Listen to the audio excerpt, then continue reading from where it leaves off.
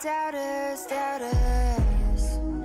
To those who don't believe, this is the hour, hour.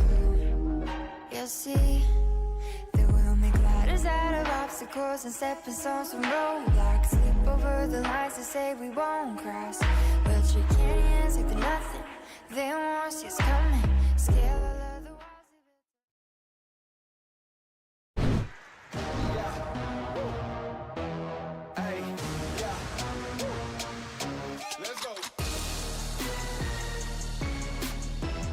Summer Tournament 2024 on Māori Active. Find us on YouTube. Hey. Sport is about more than just the game.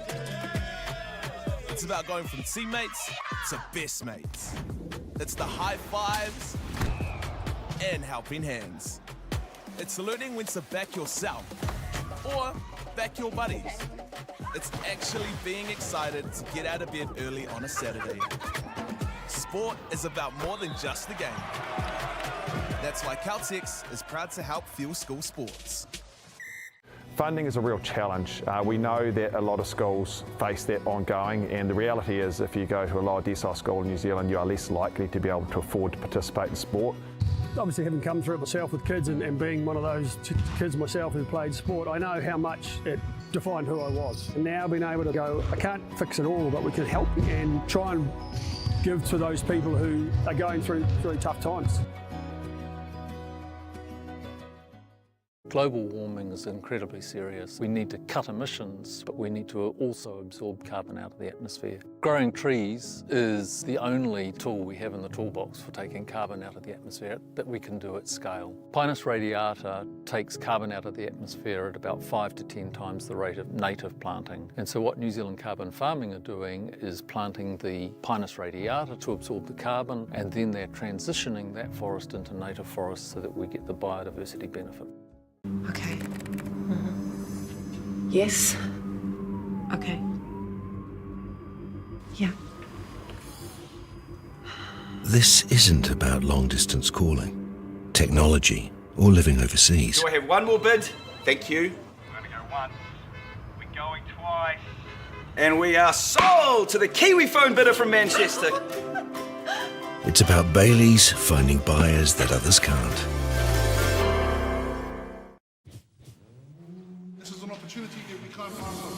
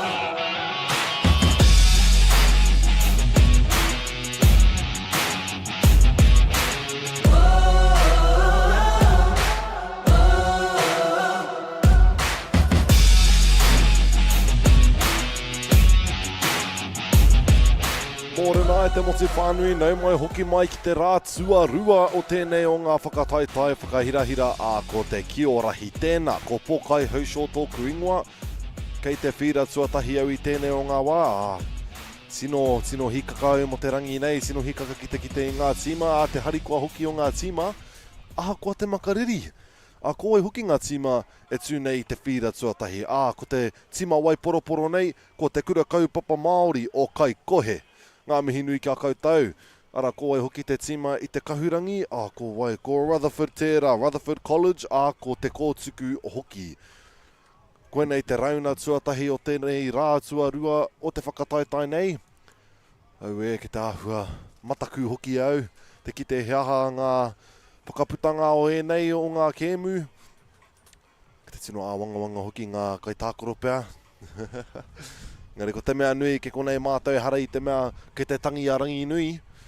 Ke te ora pai, aha koa e pupuhi ana ngā hau o tāwhiri mātea ke te ora tonu te rā.Oi rei te āhua nei, kua toa a kai kohe I a rātou te tūnga ki o mai te tuatahi, kātahi ko Rutherford hei tūnga taniwha. Ka pai te whānau. I just want to go over the names of our players before our game start, just so the whānau at home know that their tamariki, niece, nephew, brother, sister, cousin are playing on this field. Ka pai, so in the purple team, kai kohe, te kura kaupapa Māori o kai kohe. We have Mitchell Barlow, we have Terrell Williams Tanner, Jojo Edmonds, Jaden Hemara, Blake Kellenher, Te Arahi Nelson Rogers, Quinton Fenton, or Faton, I'm not too sure, aroha mai te whānau. We have Benji Molino, we have Grace Upperton, Mia Williams, Waimirirangi Rakena Watkins, Mihi Pāia Rapatini, and Elena Moi Kiola. Ka pai koera te tima I roto I te Waiporoporo no kai kohe. Ka tahi ka whakaingoa tia I a rātou I te tima kahurangi, just a blue team as well, te kōtuku. And those lot will be Hunter Brown Albert, Phil Changtung, Noah Godfrey, aroha mai, Ihaka Graham, Micah Graham, Cyrus Katsipa, Manai McGregor, Jamie Polinsky, Ruby Godfrey, Alia Matthews, Emily Nomoto, Mason Rennie, Chloe Wilson, Troy Kuka, Cody Tairi, and Asia Wrigley. Ka pai ki te piringi hoki au te mihi atu ki ngā kai whakahaere o ngā tima, ngā kai a kome ki, and that will be the referee, the coaches of the teams. For kai kohe, we have Tūmanako Pawa, ngā mihi nui ki a koe te matua. Ara ko te coach o te whakahaere o te kōtuku, ko Jeff Ruha. Ka pai, ngā mihi ki a kōrua tahi, te whakahaere ngā tima nei. Ka pai, no reira I te ahu nei, ai ko kai kohe te rahi kioma. Ko te whāinga o ngā kioma, ko te pā o ia o ngā pau, a kua timatai te kēmu. Ko kai kohe tērā, me pā I ia o ngā pau, so kai kohe must accumulate as many points as they can by touching the outer pau rings. And that'll be the first point to kai kohe. Oh we, tere hoki. Ai te ahu nei, tahi piro, 1 point there. So kai kohe, the kiomas must accumulate the points from each of the pau, just as done there, and then they must dive within the circle. Let's see if they can pull it off. And that is another 2 points to kai kohe, making it a total of 3. Nā te kāhoki o tēnei tima I tēnei wā, they're going strong, fast. It is the first game of the day, and they're already showing what they can do, and that is a rip. Ka pai. Rutherford here, te kōtuku, ko rātou ngā taniwha, they are the taniwha, meaning their goal essentially is to rip the tags off our kioma, trying to steal away their points, whilst also throwing the ball to the ipu in the middle circle ring there. And as you can see, we have our protectors, our kaitiaki of those, of the ipu, those are also the kioma. Ooh, beautiful defense. There we go. That's another point, that's 1 point for Te Kōtuku. Ka pai, you can see that these teams are definitely in this position for a reason. You can see that Te Kōtuku definitely throwing their ball around a bit. Often they do have 5 seconds before they have 5 seconds all up to throw the ball. And if they don't throw the ball within those 5 seconds, then aroha mai engari he hand over tēnā. No reira, ko te āhua nei, ki te whiu atu, ki te pāhi atu ki ia o ngā kai tākoro, kia neke ai ngā kaitiaki mai te upu, kia whai arahi ki tau upu ne. Definitely just trying to find an opening there, trying to make our, there we go, kua hangaia. It's 2 points now to Te Kōtuku.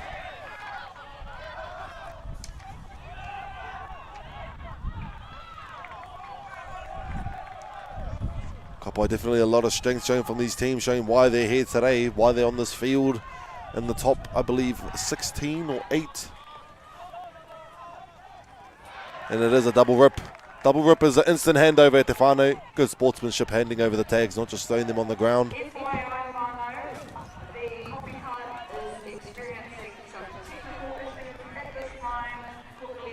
O kātahi anō ngā kai kōrero I te kai papao. Ko tā rātou kārekau kawhi. There's no coffee available for a bit. Auwe te whānau. Ke te ngenge. Ka pai te tere hoki o tēnei kōtiro. Engari kua tihaia. Ingana. Ingana ai ki te whai e Ruanga Piro. Good job. That is a total of 5 points there for Kaikohe. Restarting now with the whana to the centre. Let's see where the opening will be. Be on the opposite side of the field. Beautiful steps going on over. Let's see. Ruanga Piro I te wane dives for it and manages to get the 2 extra points. Kaikohe. Moriora. Ai ko auho pai a Kaikohe I tēnei o ngā kēmu. They're definitely up and awake. Ka pai, that is one. Trying to find an opening. They'll be... And unfortunately drops the ball and that will be a handover. Ka pai back to Kaikohe though. And it will be a rip. Ka pai, that is 2 points accumulated from Kaikohe from Aokioma. And the points are now gone. Let's see what these lot can do. Kau ngaruhia te pora, ko tikina anō. Ka pai. Nope. A handover. Not too sure what the call was. Engari he handover. Ka pai, that's 2 pose. And that is a rip. Moriora, what a beautiful rip there. Ka pai, definitely have to move our kaitiaki around. They are pretty tough at protecting that upu. Drops the ball. Still manages to keep the ball alive. They've still got a po on their hands and it is taken from them. Ka pai, let's see. There are only 2 kaitiaki in there at the moment.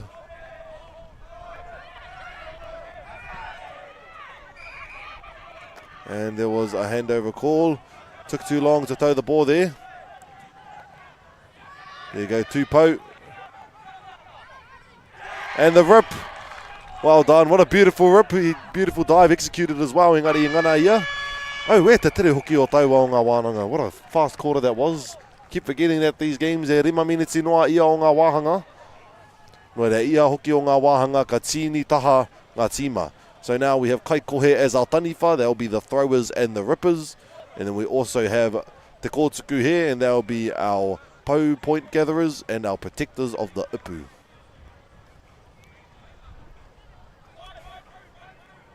Ka pai ke te tatari noa. Ai, ko timata. Beautiful kick. Straight down the middle there, nice and high.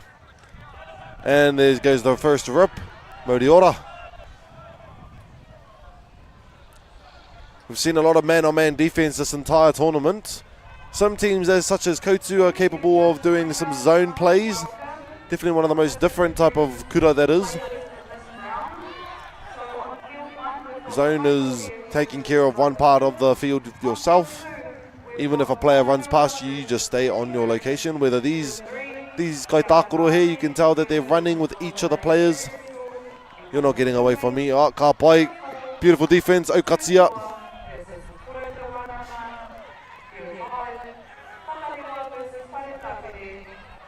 Unfortunately, loses the ball.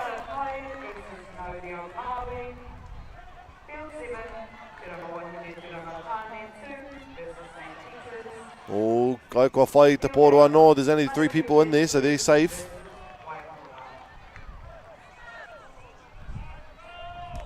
Oh, tata. Trying to get our taniwha to move, but it took a bit too long, giving it the handover here to te kōtuku.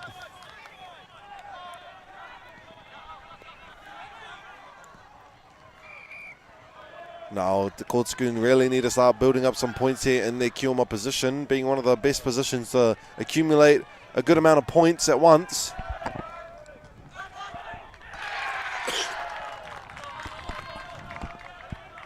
Aroho mai te whānau.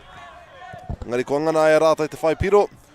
I te ahua nei whai kotahi te piro, no reira ko te toru ki te whitu. Kamau te wehi, kahai nāne, karei whai, engari whai te pōro mai waho rāno. Karuku. I te ahua nei, ko tihaia, no reira, kare ko whai piro I tēnei o ngā wā. Whā, toru, rua, tahi, Kua pai te wā. Tere pai I whiu, I whiu I te wā tika. Kao I whiu ta I roara tū te wā o te whiu, no reira me hoatu. Kai kohe ina ane he kai taniwha. Beautiful defense from Kōtuku there.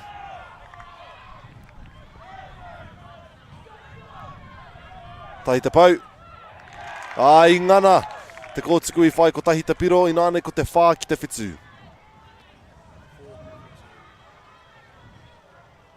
Ka pai rawe hoki te whana engari I tata ngana. I ngana kai kohe ki te whai.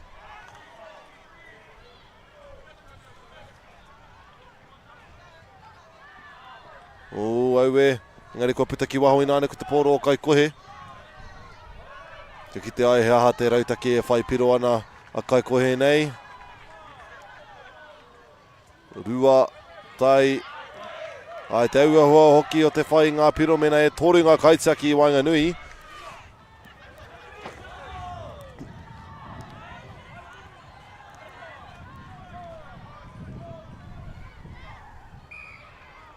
Ngari te kahoki o tāu whiu, ka rere atu ki waho. Ko te wahanga tuarua I tēnei wā, he miniti me te hawhea toi ana. Ai ko te 5 miniti me whai ake nei.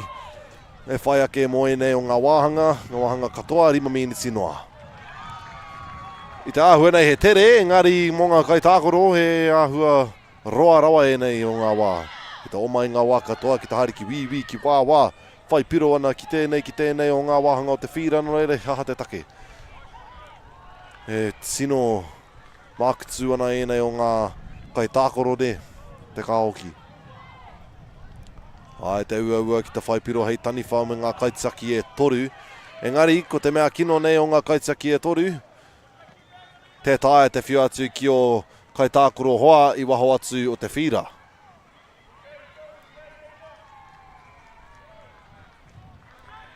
Ai, ki te kimi rautaki ko wai. Ni ngana kai kohe ki te whai te pōro. Engari he ua ki te whakapakaru I taua aukati I taua ārai. O ka ngana anō pēr, rute kei hekona e toi ana I tēnei o ngā kēmu.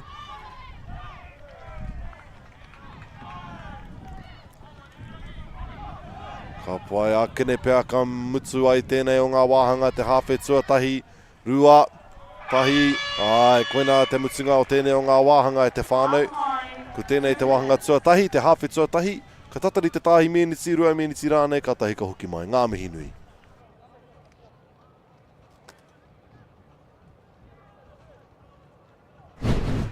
Okay. Yes. Okay. Yeah. This isn't about long-distance calling, technology, or living overseas. Do I have one more bid? Thank you. We're going to go once. We're going twice. And we are sold to the Kiwi phone bidder from Manchester. It's about Baileys finding buyers that others can't. Funding is a real challenge. We know that a lot of schools face that ongoing, and the reality is if you go to a lower decile school in New Zealand, you are less likely to be able to afford to participate in sport. Obviously, having come through it myself with kids and being one of those kids myself who played sport, I know how much it defined who I was. And now being able to go, I can't fix it all, but we can help and try and give to those people who are going through tough times.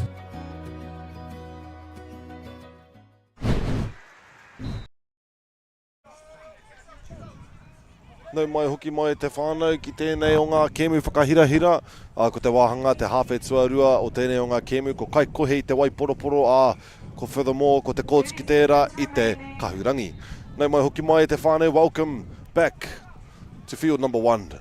And on this field here we have 2 of our teams, the purple one being kai kohe and the ones in the blue being te kōtuku. Oh, te kōtuku. Ka pai, just waiting on our bell buzzer ring to go off.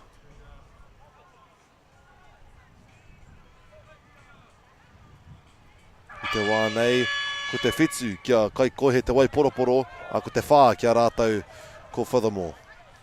Rutherford, aroha mai.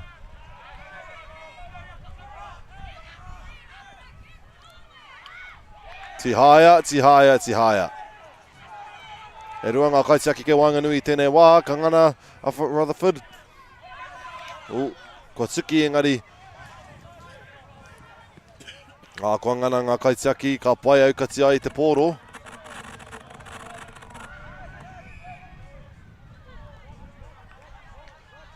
Ka pai ko Hotsuki a kai kohe. Tai te piro. Kare ngana ai ki te tihaia. Kua huri ai, kua tara, kua porotaka ai. I ngana ia ki te whai taua piro, ko te warui nai nei kia kai kohe. Te rawe hoki o taua rere ai, te ruku ai, te pōro, porotaka ai. Kua ngana ia ki te whai he piro anō, ka mau te wehi ki aia. Iwa piro i nai nei.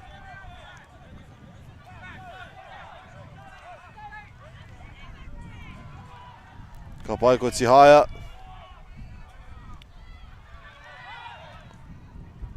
Engari ko pita ai te pōro ki waho e rere kaha nei te pōro.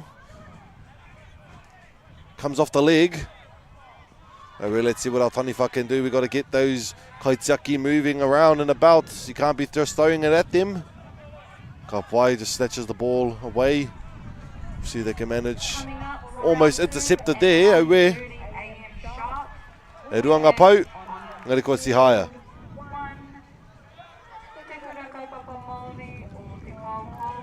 Kua rua.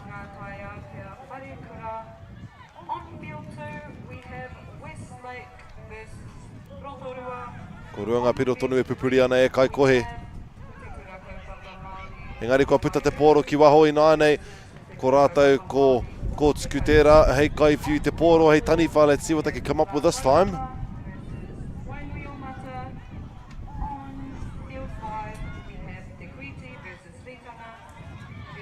And it is going to be a bit long, this one at Te Whānau, so going to switch it back over to Kai Kohe now. See how they manage getting some points. One. Goes for the point straight away, no rip. That is a point there. Te kau ngā piro kia Kai Kohe whā, kia te kōtuku.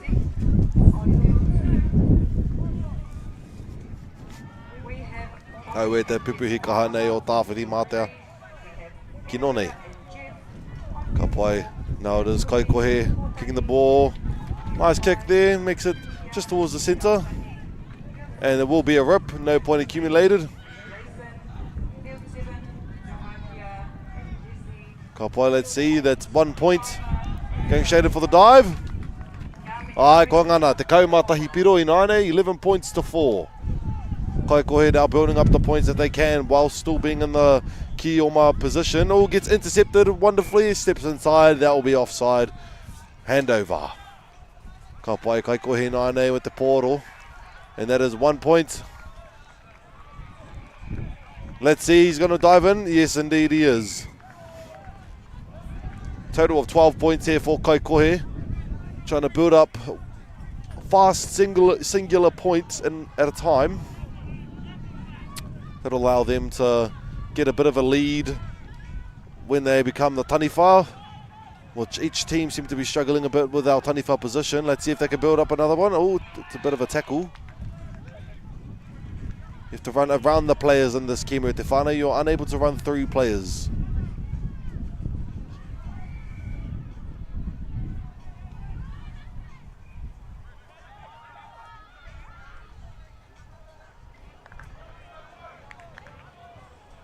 Ka pai tāhua nei kua mamai taua kohine.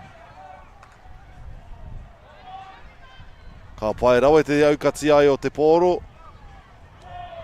Kua whai piro rātou a Rutherford.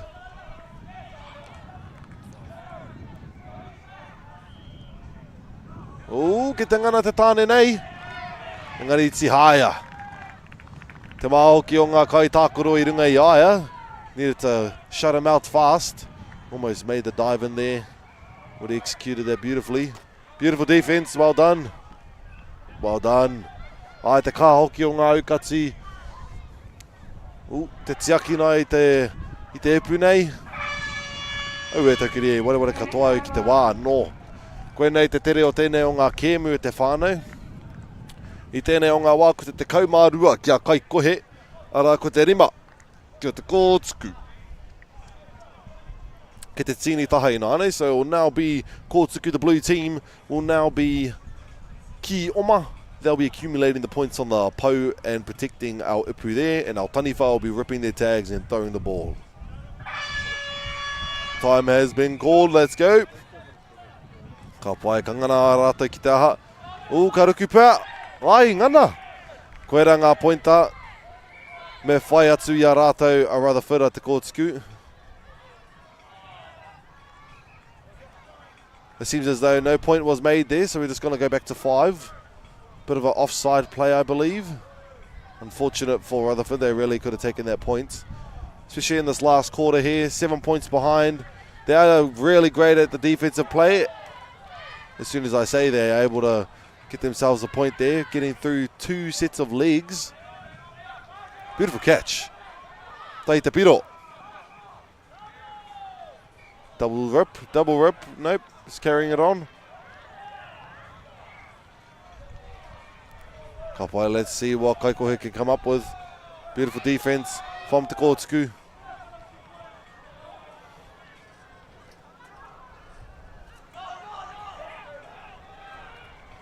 Managed to get one of the tags off. Kapai substitutions are indeed coming in. Engari ngana ia ki te whakataka I te pōroi, double rip. Ai me hotu rātou. Kaikohe e taniwha, let's see what they can come up with. They do have number 35 back in, number 35 yesterday. A big lad. Good physique for protecting that ipu there. Definitely a strong one. There you go, good rebound. Way to get the ball. Engari inane. Ko itzi noa ngā kai tākoro e whai ake nei.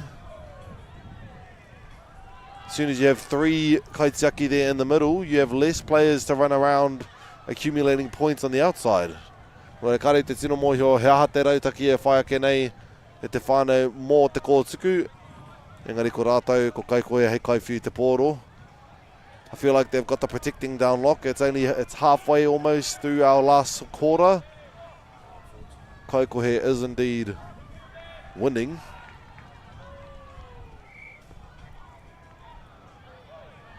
The tag fell off, unfortunately. Beautiful defense.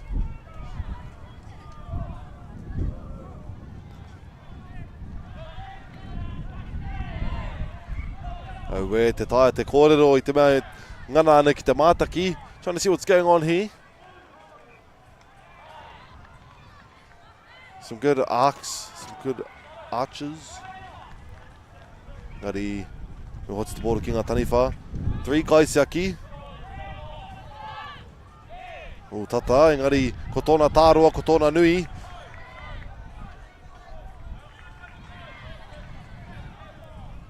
Ko ngana ia rātou a Kaikohe ka kite. Ai, te kā hoki o ngā aukatsi o Rutherford. Ko rātou anō. E hara I te mei nānei ke te tiaki noa I te ipu. Ke te nuku whakamua ki ngā kai tākoro pēr. O ka rawe. Tikina atu te pōro pēr I mua I te putanga mai. Ai, ngana, engari ko hoatu ki a Kaikohe.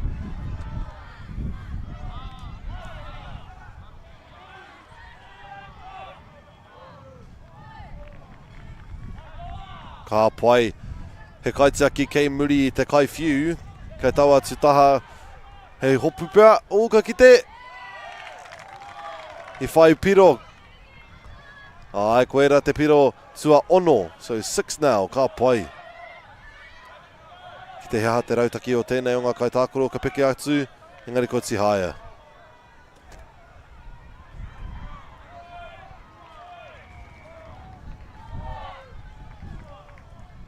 Engari, te maha hoki o ngā kai taniwha I roto I taua porahita I taua wā. Ai, ko tihaia. Ai, ko rima. Engari ko au te kai kōrero kai papao honoa I harau I te kai riwhi, no reira kāri au he kōrero. Ture te kau he kona e toi ana I tēnei wāhanga whakamutsunga. 30 seconds left to go in this final quarter. No tags were ripped there, but still managed to pass the ball. Unfortunately, it will be... Oh, no. Did it make it out? 1 point. Unfortunately, that is a point there for our Taniwha, giving them a total of 15 points.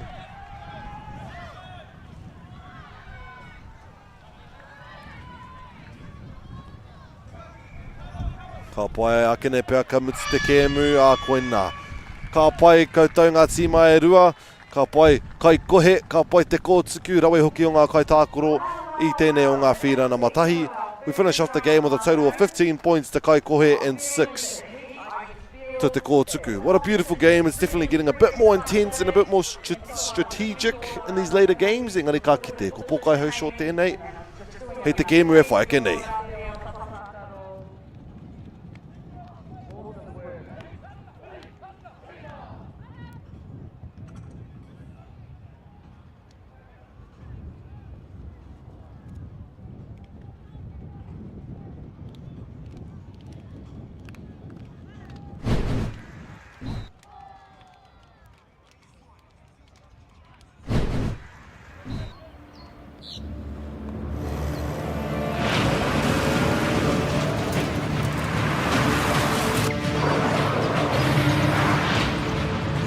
This isn't an ad about four-wheel drives. It's about knowing the place, as well as the locals. You found the place. That's a good start. Built by my great-grandfather 20 years ago. Funding is a real challenge. We know that a lot of schools face that ongoing, and the reality is if you go to a lower decile school in New Zealand, you are less likely to be able to afford to participate in sport. Obviously, having come through it myself with kids and being one of those kids myself who played sport, I know how much it defined who I was. And now being able to go, I can't fix it all, but we can help and try and give to those people who are going through really tough times. It's a real privilege, but you know, for us, we want to see others get involved in it. This is not a selfish thing for Apollo. This is about how can we get, whether it's construction or other businesses, to get involved in this. There's a lot of things that kids miss out on, and so to have businesses step up and want to be involved and to help is a game changer for schools. It really is. Sport is about more than just the game. It's about going from teammates to best mates. It's the high fives and helping hands. It's learning when to back yourself or back your buddies. It's actually being excited to get out of bed early on a Saturday. Sport is about more than just the game. That's why Caltex is proud to help fuel school sports.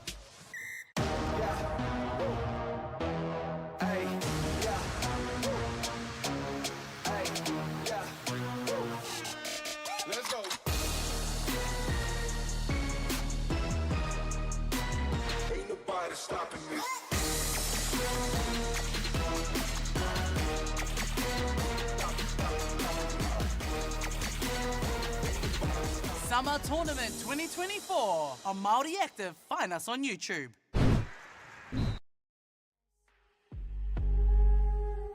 We may be invisible, but we'll be unmistakable. We may be invisible.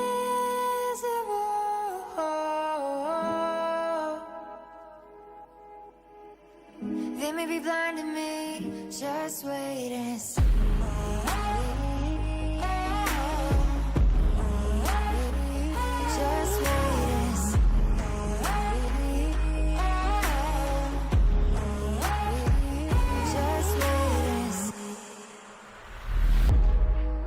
All the haters,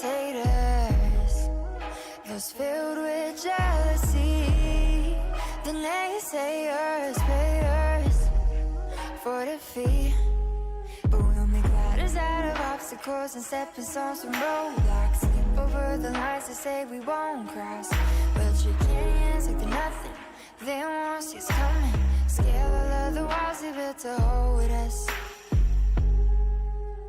We may be invisible, but we'll be unmistakable.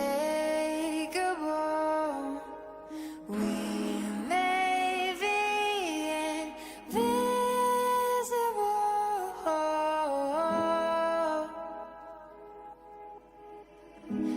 be blind to me. Just wait and see.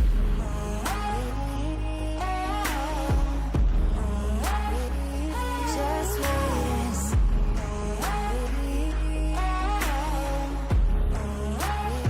Just wait and see. Just wait and see. Just wait and see.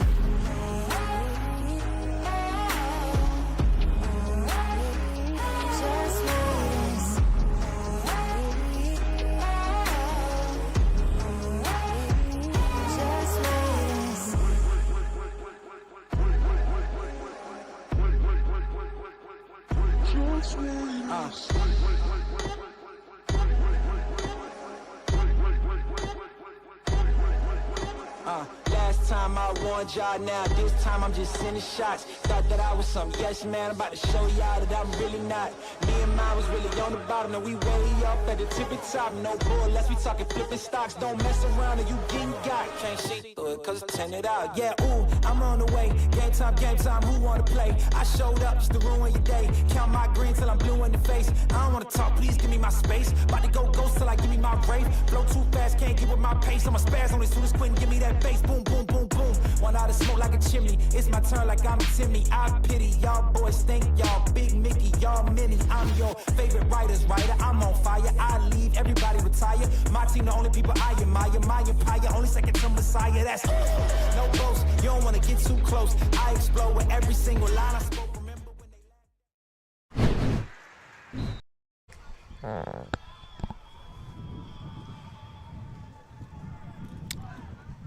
Kia ora te whānau, nau mai hoki mai ki te whira tuatahi mo tēnei o ngā kēmu whakahirahira. A kōwai ngā tīma i runga i te whira nei, ko rātou, ko ngā tai a te whare kura, ka tahi ko te Kī-o-Rahi o Pātetere.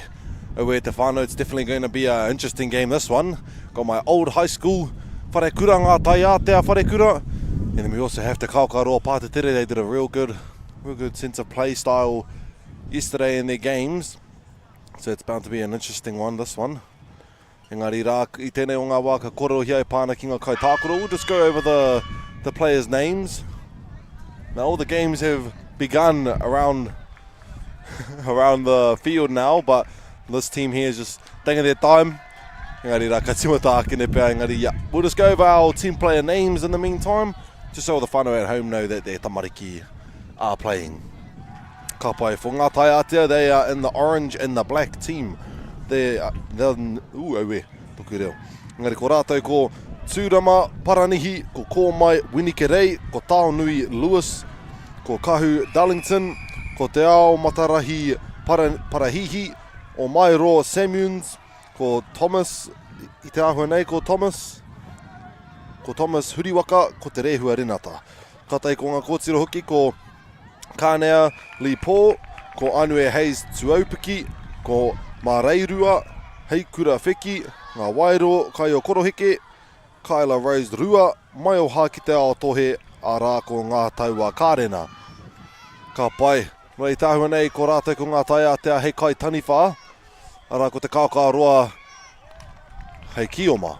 Ka pai ko ngā Kioma o tēnei o ngā rauna, ko te Kī-o-Rahi, ko ngā kai tākoro, Kaimani Machet, ko DJ August Wheki, Tairua Pakaru Watson, Charm Taylor, Te Aorangi Ashby McDonald, Sione Otuwhanga Valu, Caleb Wikison Marsh, Anya Hems, Shia Perry, Anaka Wallace, aroha mai, ngā mihi tamihana, Waihuia Karauna, Rawa Uerata, Angel Wikison Marsh, arā ko Mahinarangi Te Hiko. Ngā mihi nui kia koutou ngā kai tākoro, mihi atu kia koutou ki te haramai ki tēnei o ngā kaupapa whakahirahira, ki te whakātua i o Pūkenga, i tō kura, i tēnei hākina nei. Kapa, let's see where we're at in this game at te whānau. At the moment we have Kī-o-Rahi with 4 points, I believe.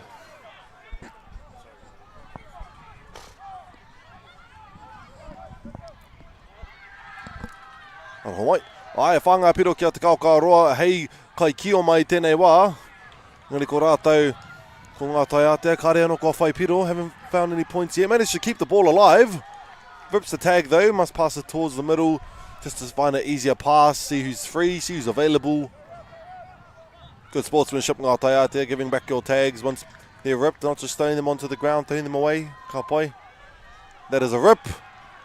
And that is a point there. Ruanga piro anō mo te Kī-o-Rahi. They seem to be pulling away in the lead at the moment at te whānau. Definitely a team not afraid of taking those passes to, risky passes I should say. Yes, that's a better English way of putting it ne. Ko tōku reo e rere ai toku hinanga ro engari.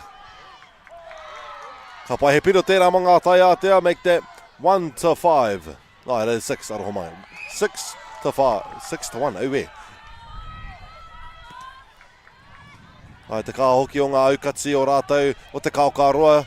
Ka ngana pēr ngā tai ata ki te whai. Ai me pāhi. Whai rauta ki a kua whai. He piro anō a ngā tai atea. 2 points now to 6. Let's see what they can pull off. That is a rip there. Drops the ball, gives ngā tai atea a go. Unfortunately doesn't make it. Engari, kua hipa ki Wainganui. Yep, the ara has been crossed, meaning it is an instant handover to te Kī-o-Rahi. Ka pai, let's see what they can come up with. That will be a rip. No points will be made. A bit far outside, engari, me tikana atu ngā tai ate. Oh, ka haere te kai whakahaere. Oh, what a lovely kaiako that is. Even for the opposition school.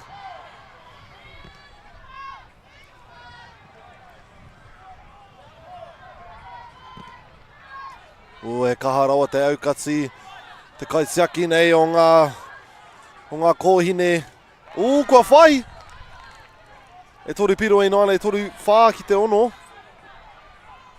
I haere ki Wainganui ngā waiwai engari.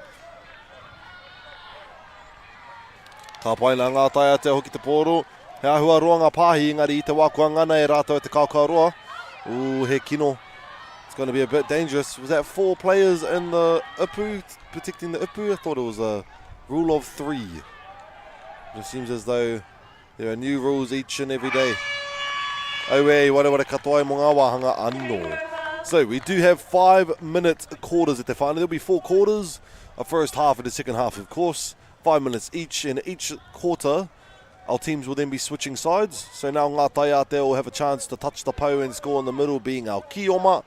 And it will be te Kī-o-Rahi as our kai few, also known as our taniwha. So let's see, I believe number 10, Ko Mai.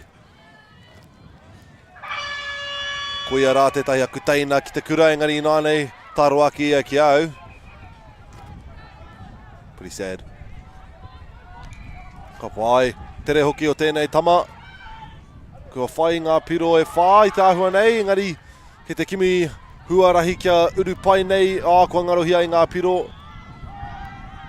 Te Kī-o-Rahi he kaiwhiu te pōro ka kite. Ka pai te aukati hoki. Meneke hoki te kai riwhi ke te tū, te kai wawau ke te tū ia I Wainganui I te whira nei. Ka pai ka ngana, engari kua tihaia.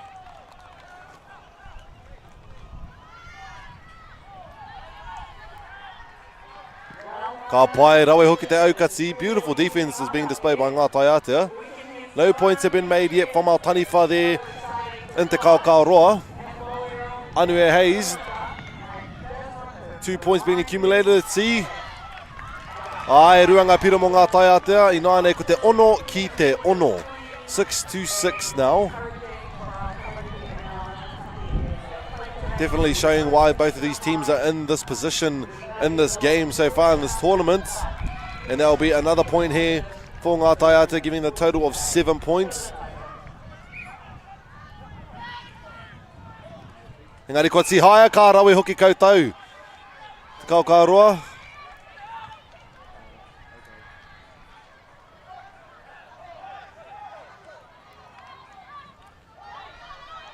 Ingana te Kī-o-Rahi ki te whai piro. Just barely but managed. Let's see, Taunui Lewis, I believe is the name of this boy. Nāne kia kō mai, aroho mai te whānau ki te mōhio atu au I ngā ingoa o ene kai tākoroi. Ko rātou aki teina.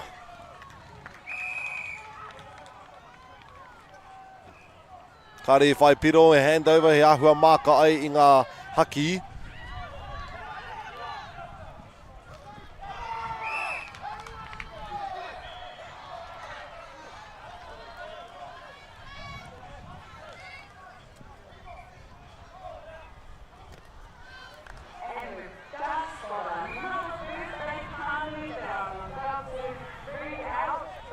pai te Kī-o-Rahi me ki te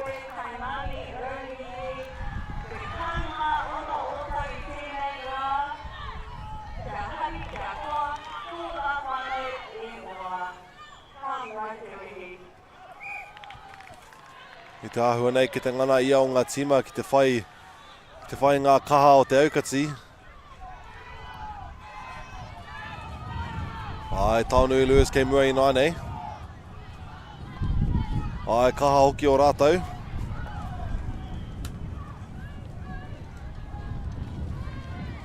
Tata ngana anō te Kī-o-Rahi ki te whai he piro anō. I te wā nei ko te kau ki te Kī-o-Rahi, ara ko te whitu ki ngā taiatea. So it's now 10 te Kī-o-Rahi and 7 te ngā taiatea. 2 minutes left on our second quarter, our first half.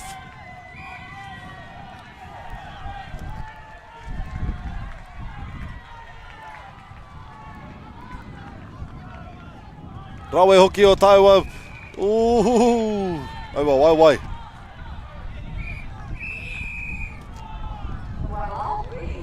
Te tai te maka I taua tangata kia pēnei nā, nō reira ka whana ai anō, kua handover noa. So they aren't able to actually mark the ball completely. It's like kind of like netball. You must keep a bit of a distance away. If you get too close, it is going to be a handover or an instant. To give it 4 or 5 points have been accumulated from Anue Hayes. Let's see what they can do to pull off these points. See if they can add this to their... And that will be a rip, unfortunately. Tatarawa.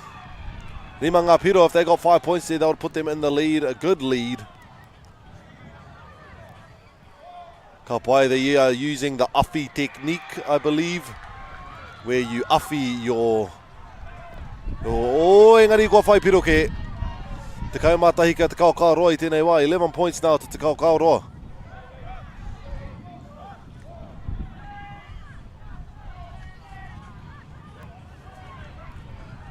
Aha koa he āhua pai taua rautaki, harai te mea he tahirau pai hiniti or even 90 pai hiniti. Aue taukiri e koera tauwhāinga Tuarua, te hāwhe tuatahi, currently with 11 points to te Kī-o-Rahi, 8 points to ngā taiatea. Intense game, both teams are definitely doing what they can do, pull off what they can pull off. Engari, we'll give it a little bit of a half time. Ngā mihi.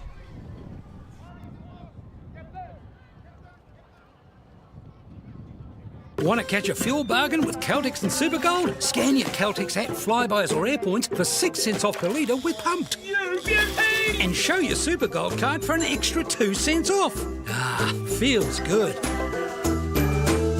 The forest should never have been taken off this steep hill country that's eroding, and it makes absolute sense to afforest those hills. What we're doing here is using the exotics to help that process get established. We're looking at a managed transition process where those pines are progressively thinned as the native understory establishes. We're trying to do several things here. Soak up carbon, establish native forest, and we're trying to improve biodiversity. You're achieving an awful lot with one program of activity.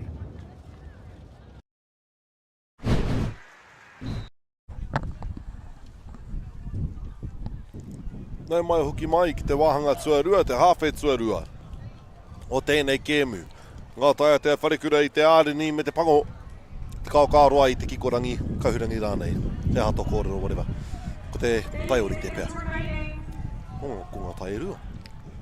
Engari rā, ko pōkai hau shoto kuingoa, ko te kai papāho, te kai kōrero, te kai mātaki o tēnei o ngā kēmu I te whira na matahi.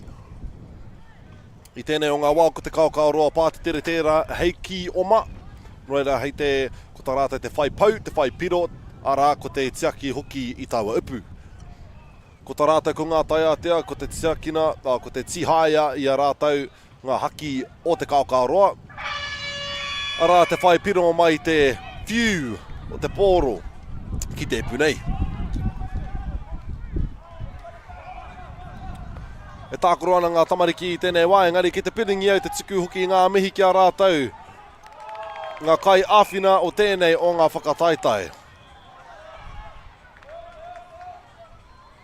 Tēnā rawa koutou o New Zealand Carbon Farming, Bailey's, whakaata Māori, Apollo Projects, ara ko Caltex tērā. Ngā mihinui kia koutou, te awhina mai, moenei rā e rua e whai ai, e mātau. E whai ai rātau hoki, ngā rangatahi, e kai tākoro, ngā kai ako, ngā kai āwhina, koutou katoa, te awhina mai a mātau, te whakatupu i enei o ngā rangatahi, i tēnei hākina kina ako te Kī-o-Rahi tēnā, ki te whakātu hoki ngā pūkinga o enei tamariki rangatahi ki te motu whānui. Well, tēnā rā koutou, ngā sponsors. Thank you so much to the sponsors. So at the moment it seems our points are currently sitting at 13 to 8. Definitely going to be an intense one. But Ngā Taiata strategically chose to be Kioma second, or Taniwha first. So they are able to be Kioma on the final quarter. It does give a bit of an advantage on the last quarter. Now you might be asking, Pokaiho, why is that? And I'll answer that. It's because being Kioma on the last quarter gives your team a bit of an advantage to score as many points as possible, as easily as possible, to make a catch-up, a bit of a comeback, or to just lead in many more points. So in this time, Te Kī-o-Rahi definitely a bit of a lead, doubling the points of Ngā Taiata at the moment.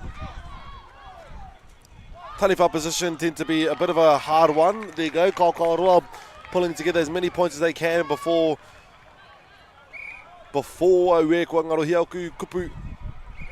this quarter ends, before they become Taniwha once again, as Taniwha is definitely one of the most difficult positions to score points.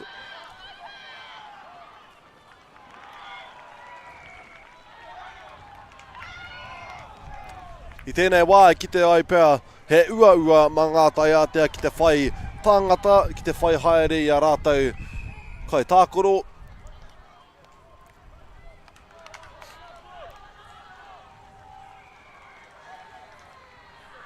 Ka pai.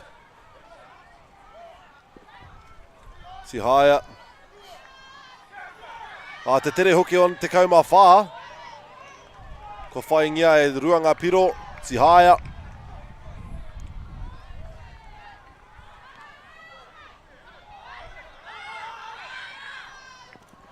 Ai, ko si haia. E rua piro tonu e mauana e te Kī-o-Rahi.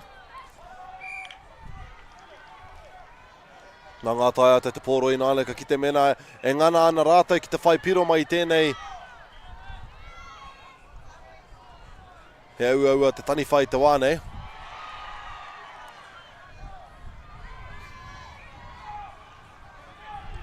Ai, me ki te pēr.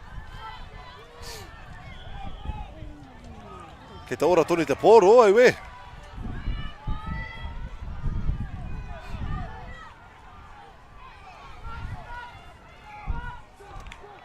He ua ki te whai aroha mai te whānei ki te mātaki pūmau au, engari me ngana au ki te kōrero, ai e ruanga pau tēnā mō te Kī-o-Rahi, ka ki te mena he whai ana he pau anō. Ka pai ki te koe wā te ana, he piro tērā mā te Kī-o-Rahi. Ka aukare whai piro he haai, i te mea i hopu kina i te pōro i tōna urunga mai i te porohita. So she actually caught the ball inside of the circle, now whilst in the air before landing within the circle, within the ring. Ngā Taiata getting their groove a bit with his defence.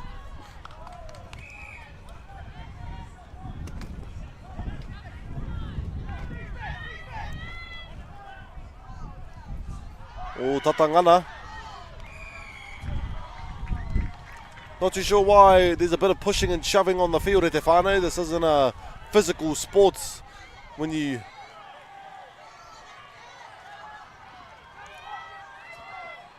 Te Kī-o-Rahi e ngana ana rātou ki te pana haere i ngā kai tākoro. Ka pai koere te wahanga tsua toru o tēnei wahanga. Ngari kia rātou o te kura o te Kī-o-Rahi ki te piringi au te koru atu me ngana koutou ki te kore pā atu, pana atu i ngā kai tākoro pēr. Te maha hoki o taua pana, o taua wepua i te ringa. E hara tēnā i te kēmu nei, koera te take o ngā haki. Engari koera hoki mo ngā tima e rua. Ngā tima e rua e hara I te mea ko te Kī-o-Rahi noi ho. E maha hoki ngā tima e whai e purei ana I tērā momo kēmu. Engari mena e pirangi ana te tākuru I taua momo kēmu. Ko te whitspāoro tērā. Ko te riki tēnā. Engari ko tēnei o ngā kēmu he Kī-o-Rahi. Koenei te kēmu o tātou ngā kura kaupapa, ko ngā kura o te motu e whai ake hoki. Moere he rawe te kite.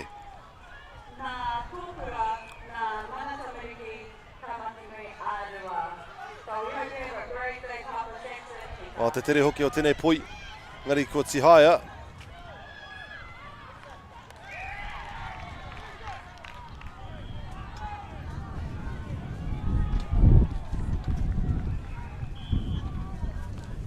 Kawe hoki te aukati.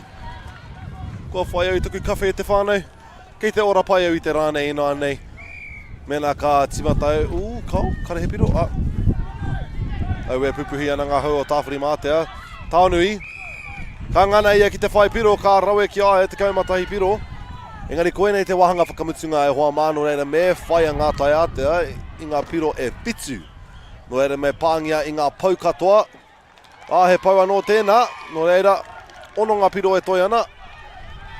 Koenei te kēmu e pirangi a ngā tai ate te tākoro, he kēmu tere, he kēmu ruku, toru piro I te toru hekona. Ki te pēr hea te rautaki, tahi te piro.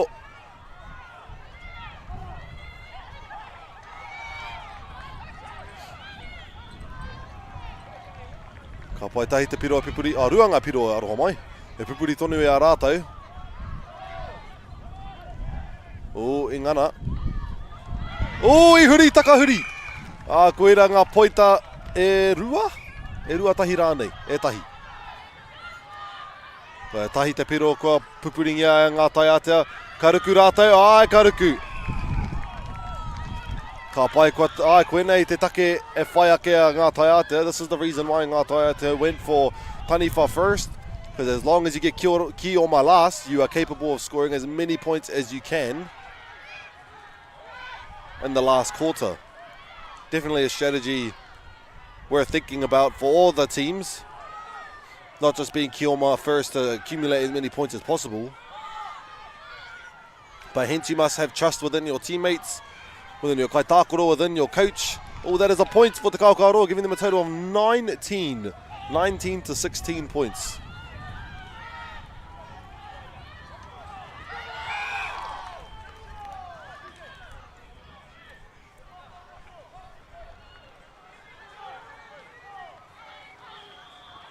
Ka pai ka rawe te aukati. Hawhe tae mai e toi ana I tēnei kēmu. Rua pau, tori pau, whā pau. Mena ka whai piro a ngā tai ata ki konei kei te ora pai rātau I tēnei o ngā kēmu. Engari ke te ngana rātau ki te kimi I tētahi huarahi. Tētahi ara e whai piro nei.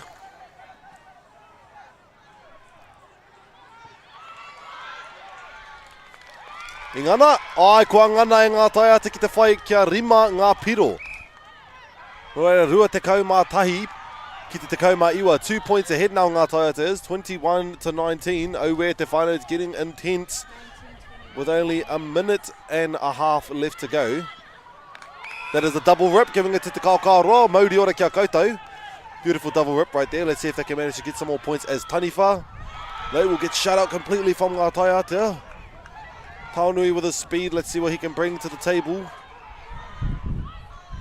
Ka pai, beautiful defense being displayed by te Kī-o-Rahi tēnei wā. Engari kua huakina he ara. And that'll be 2 points. There is a minute left to go, currently 23 to 20. Unfortunately can't get it there, but there's still 40 seconds to go for the Kī-o-Rahi to score some points. Let's see whether or not they can manage. And that is one. E ruanga pointa ki muri I naine, just 2 points, 21 to 23. Apparently it's 22 to 23.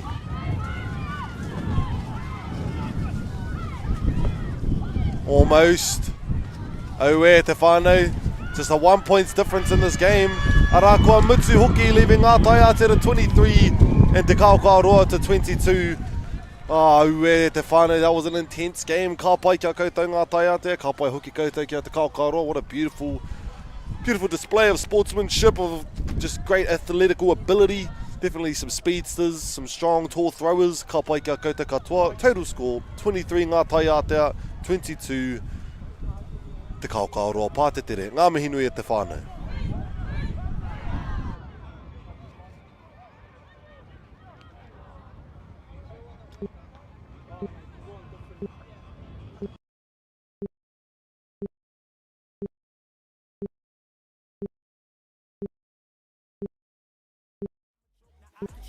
The lines they quote, haters talk now, everybody quiet. Don't surprise to see that I can go as high as I can go. Told you a long time ago that I'm. Wait a minute. What? I should. You lucky I don't.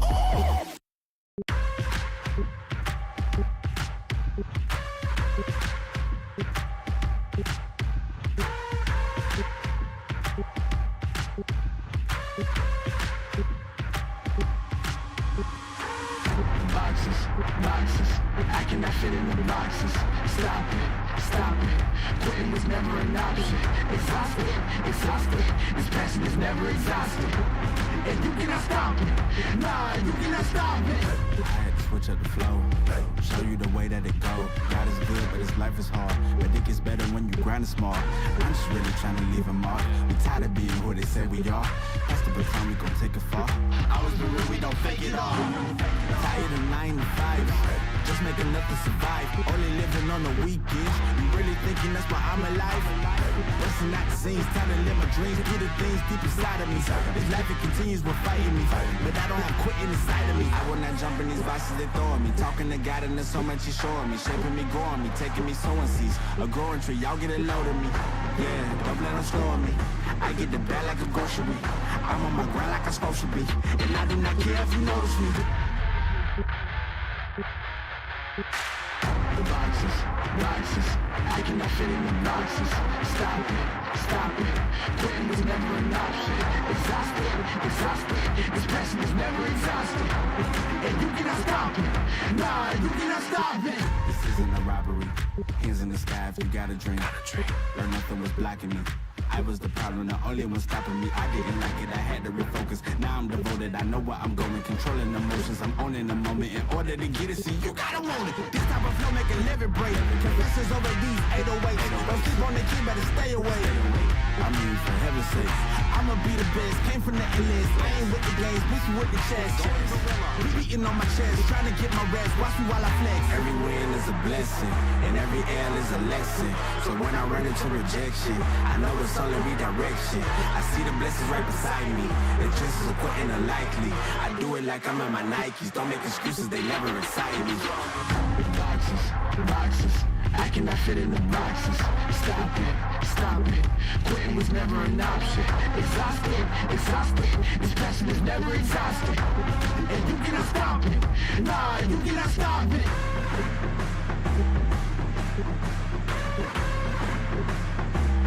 Quitting was never an option. And you cannot stop it, nah, you cannot stop it.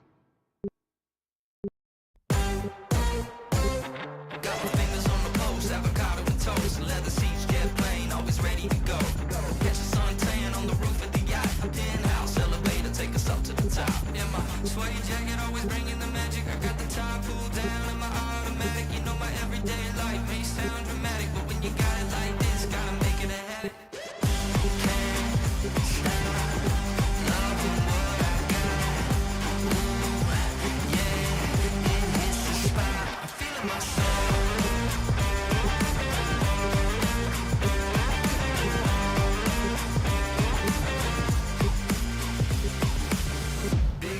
My confidence and turn the attitude up to 100%. Big shot, go off, yeah, I'm at it again. Yeah, my sweaty jacket always bringing the magic. I got the top pulled down in my automatic. You know my everyday life may sound dramatic, but when you got it like this, gotta make it a habit. Can't stop loving what I got.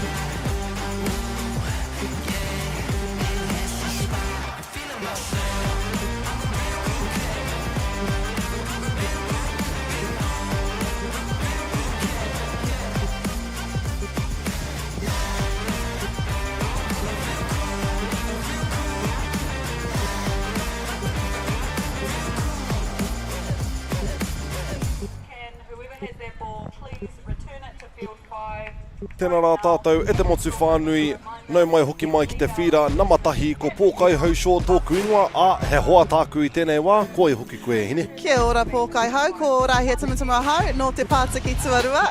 I've made my way from field 2 to field 1, hei hoa kōrero mau. Kamatu e hariko ana I te mea, kei te moihua hau ki ēnei kai tākaro, kei te karaka, ko kawakawa mai tawhiti. Ko wai te hoariri? Ko te hoariri tēnei wā, ko Bay of Islands College. Ai, ko ki te koe I a rātou e tākoro ana, kawakawa? Ai, I te whira Tuarua rātou I nanahi nei. Kamatu, aha koa he kura paku tēnei. I think most of them are like year 9, year 10s. I pai tonu. Ka rau mau te wehi then. O ki te ai, nā te coast ne, nā te Hawke's Bay? Yep. Nā, Hicks Bay. Hicks Bay, Hawke's Bay. Hicks Bay. Ewe.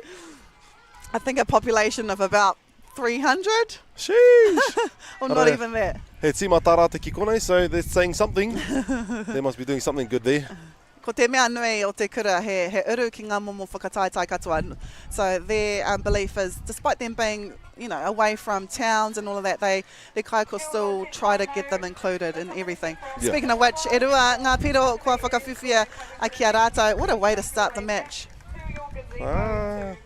Ai, no reire te whānau e rima ngā minutes mo ia o ngā kuata, so 5 minutes each quarters, and then they will then be switching sides. So from Kioma to Taniwha, from Taniwha to Kioma. But we'll see how that goes. I believe it's Bay of Islands here as our Taniwha position. See how they manage against Kawakawa's defense. We've got 3 kaitiaki in there. And that will be a double rip. And calls it, yes, there you go. The double rip was called. Oh, he hao whakaaro mo tēnei o ngā whakataetai. He pai ki au. Me pono taku kōrero, koenei te wā tuatahi kua mātakina e au tēnei hākina. Kamitsu, e pirangi ana hau ki te tākoro, engare, he pai. Right. Era I te mea kei te kōrero kumara, engare, he pai a tūranga ki te whakatau I ngā manuhiri. And yeah, despite the weather, you know, the wind. Yeah, still been a good competition. A koe? Kua pēhea tēnei whakataetai ki a koe, because you've been to so many competitions.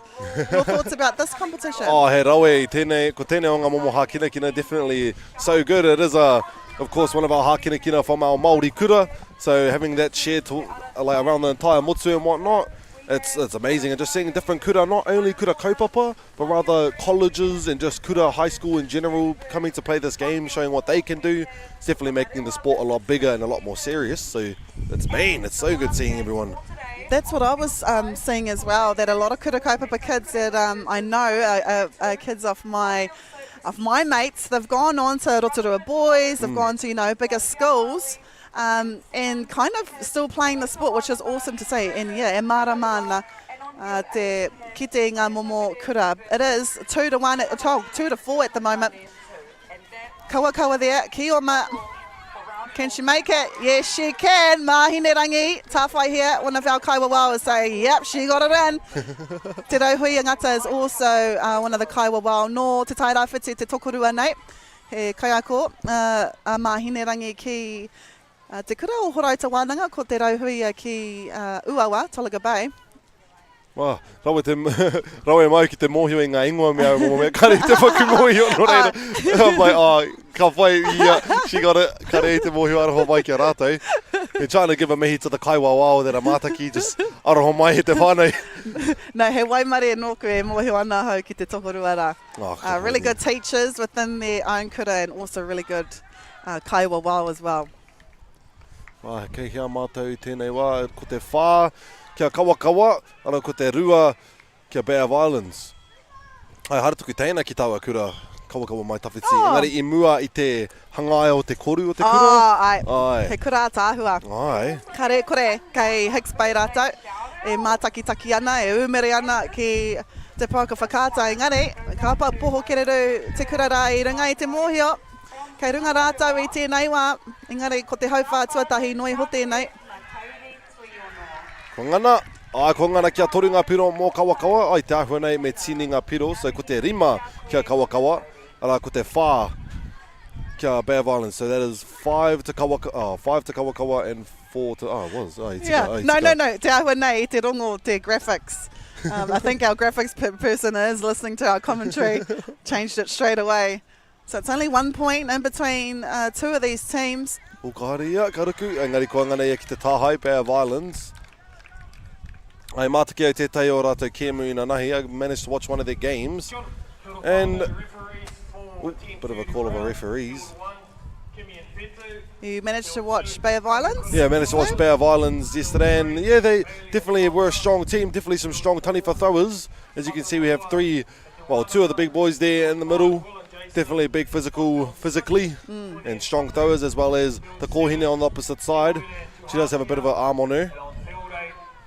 And looks can be deceiving too, eh? I definitely learned that during this tournament. Oh yeah, ko tere te wahanga tuatahi ke. Reira, toru te kau he kona noi ho manga kapa e rua nei, te pano nei, i ngā kai tākaro i te rautaki rānei i te mahere tākaro anō hoki. So, kawa mai tawhiti were the Kī-o-Rahi team. They will now be the taniwha. And it will be number 5 here, Ashton Praone, ka tīmata i te hau wha Tuarua. Ke te kanikani nei ngā kaiwa wao. Yeah, Mahinerangi is actually a good vibe. She actually makes a really good teacher as well. E kura tahi māua ki te kura kaupapa Māori o te waiu. Oh, hātaki with the... Yeah, pai tērā in. That's Kiriti Taikato. Unfortunately, he got his tag ripped. And I think some of the smallest players for Bay of Islands College, the Kaitiaki, but they're doing a really good job. Well, they managed to get one though, Kawa. Managed to get themselves an 8th point, I believe. Ai, ko te waru ki te rima, so it's 8-5 to Kawa. Ka whai, we'll just see how they manage to get through these. Having 3 kaitiaki in the middle there is definitely going to play a risk to trying to find even some more openings on the outer ring of the field though. So we'll just see how they manage with that. Oh, kei a tonu I ona haki. Far out, Kiriti Taikato. He's been really strong today. Oh. Oi, ka ngana ki te kite. Kua rereke, ngā kaitiake, ko tētahi o ngā tino kai tākaro tāruarua kei rotora, number 15, te wātene kire o ne. He's like, nah, I'm going to go in, hei kaitiake. So... Oh, ruku ia ki ngā waiwai, engari ka whai tonu. Kao, kare, ai, whai. Kao.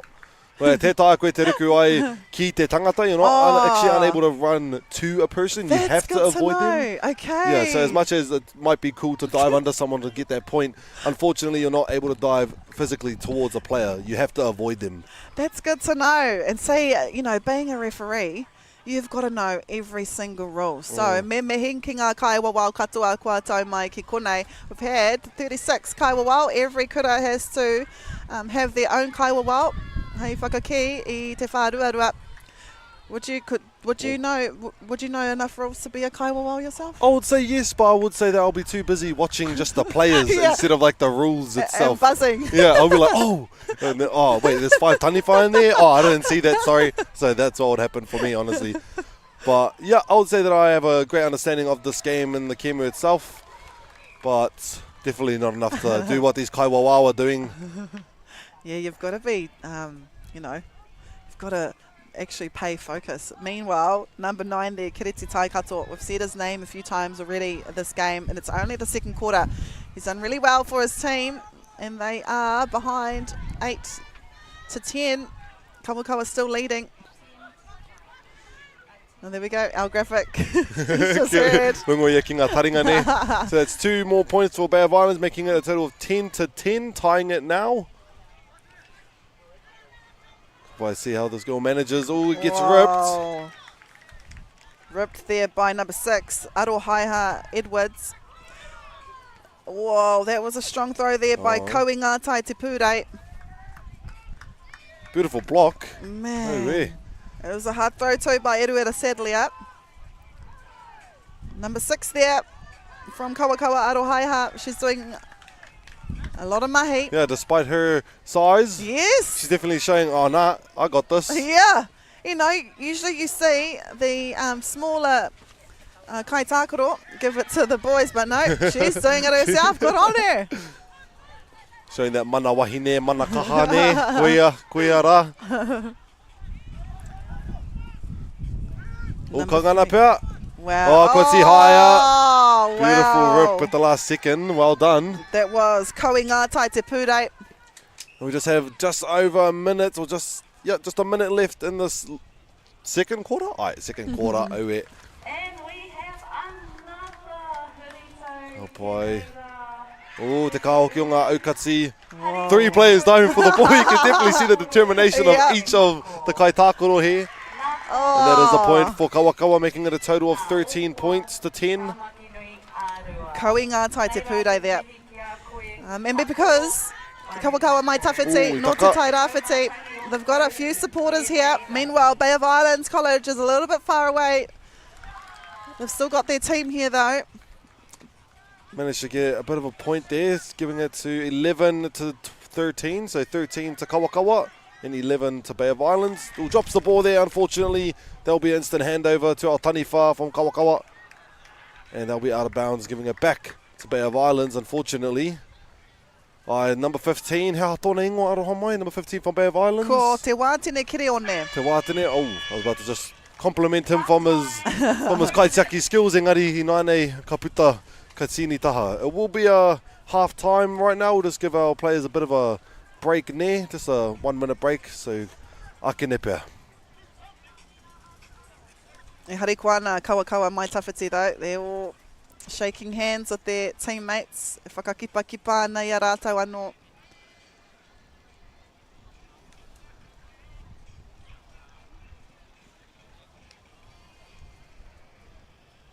And you try and sense, you know, how teams are. I like to see how teams are during their halftime talk. Kawakawa. Want to catch a fuel bargain with Caltex and Supergold? Scan your Caltex app, Flybuys or Airpoints for 6 cents off per litre with Pumped.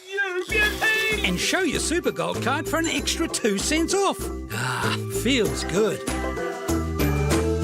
The forest should never have been taken off this steep hill country that's eroding, and it makes absolute sense to afforest those hills. What we're doing here is using the exotics to help that process get established. We're looking at a managed transition process where those pines are progressively thinned as the native understory establishes. We're trying to do several things here. Soak up carbon, establish native forest, and we're trying to improve biodiversity. You're achieving an awful lot with one program of activity.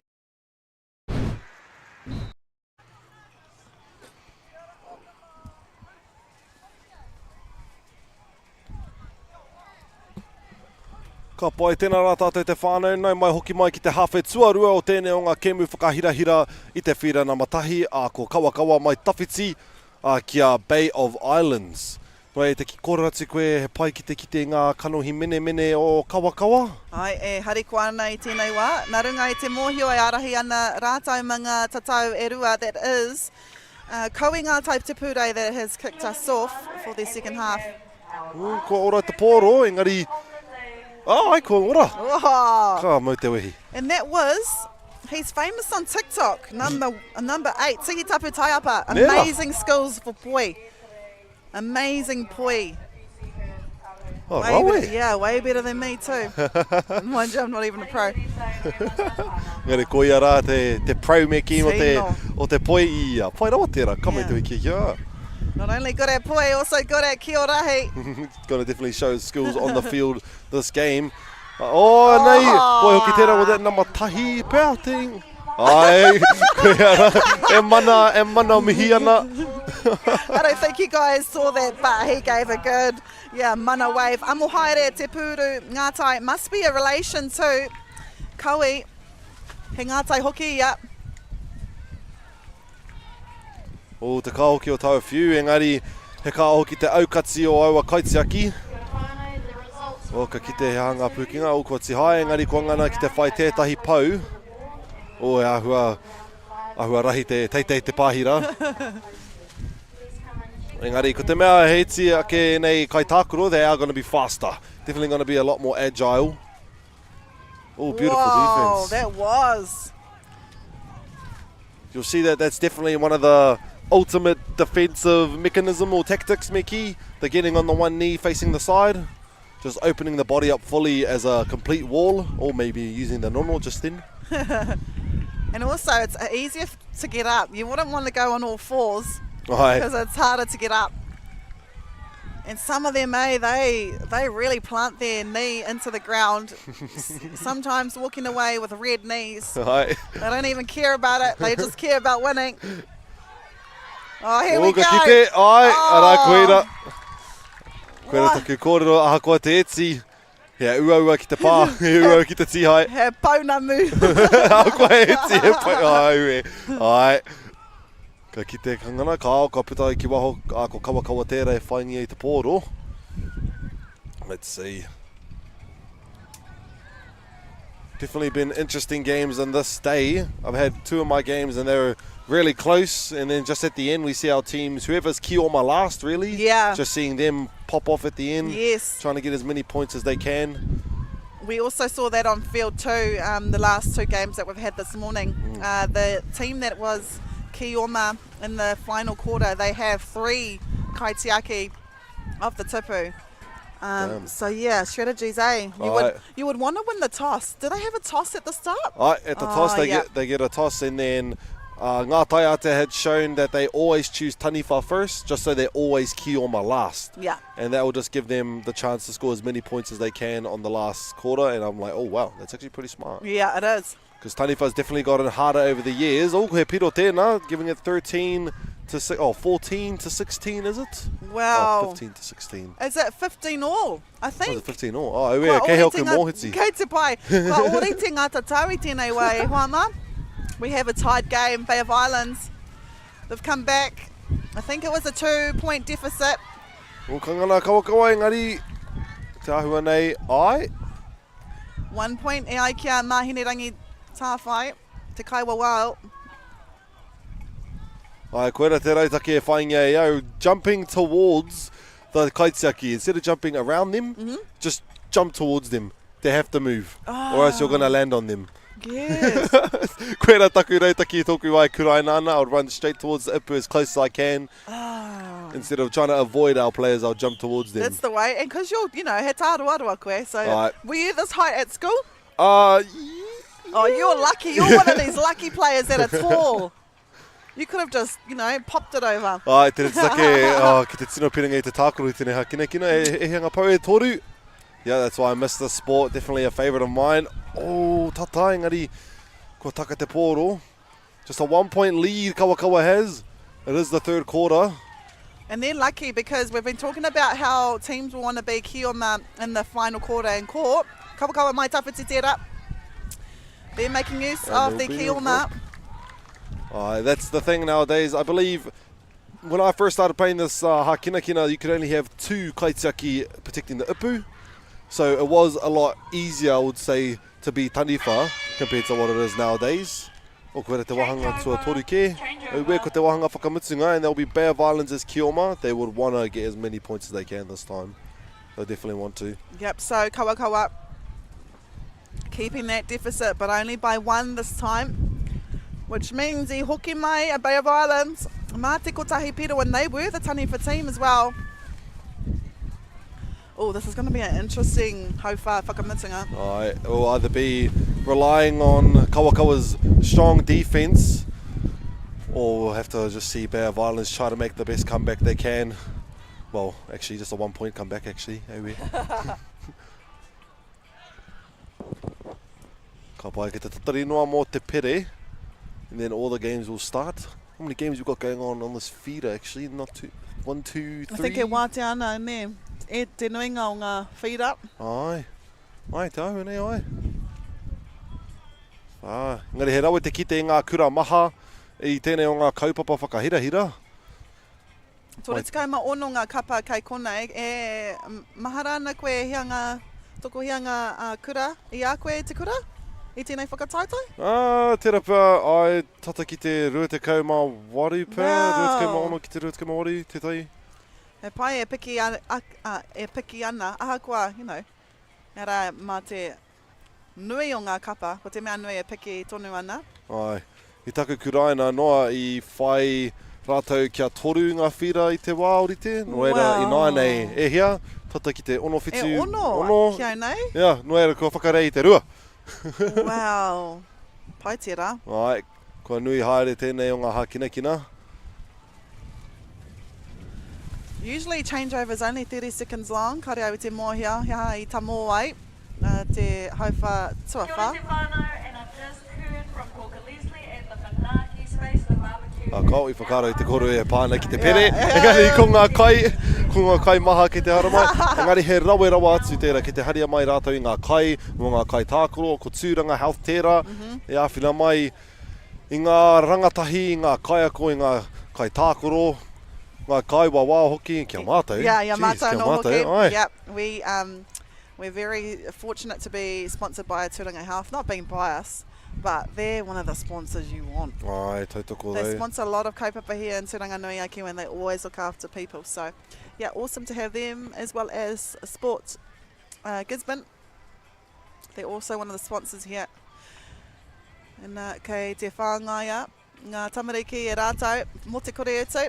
Everyone's getting free kai, free coffee. Free coffee, free sausage sizzles.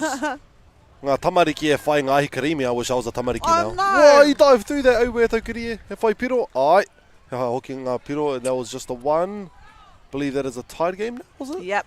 16 all. 16 all, au we. Ai, whai piro, ia kawa. The ball did go just through the ipu there. Even if the ball hits the ipu from any play, yeah, it will still be a point, which is a good rule. I find that really well balanced. Same, I do too. Just like soccer, if you see, if the team happens to push the ball through their own goal, he piro tonu. So I like it as well. Oh, he rere ke rawa te whio tēnei o ngā tama. Koi te kaumatoru jumps as high as he can, stays in the air for as long as he can. He's played a really well game today. Koe ngā tai te pūrei. This wind though, it's picking up. Hi. The biggest story. Oh, Tihaya, almost got it there. Let's see. Ai, kua piro. Kawa whai piro hei taniwha, definitely one of the harder ones. Kau, I te awana I whakawhiti te ara. Yeah, so he accidentally jumped in front of the ara before actually being outside of the taniwha throwing area. Yeah, good call there by Kaiwawa Mahine Rangitawhai. She's not afraid to call what she sees. Despite some of these kids, I think, being her nieces and nephews, awareake, karehea kia. Karehea kia, ko te kēmu, te take.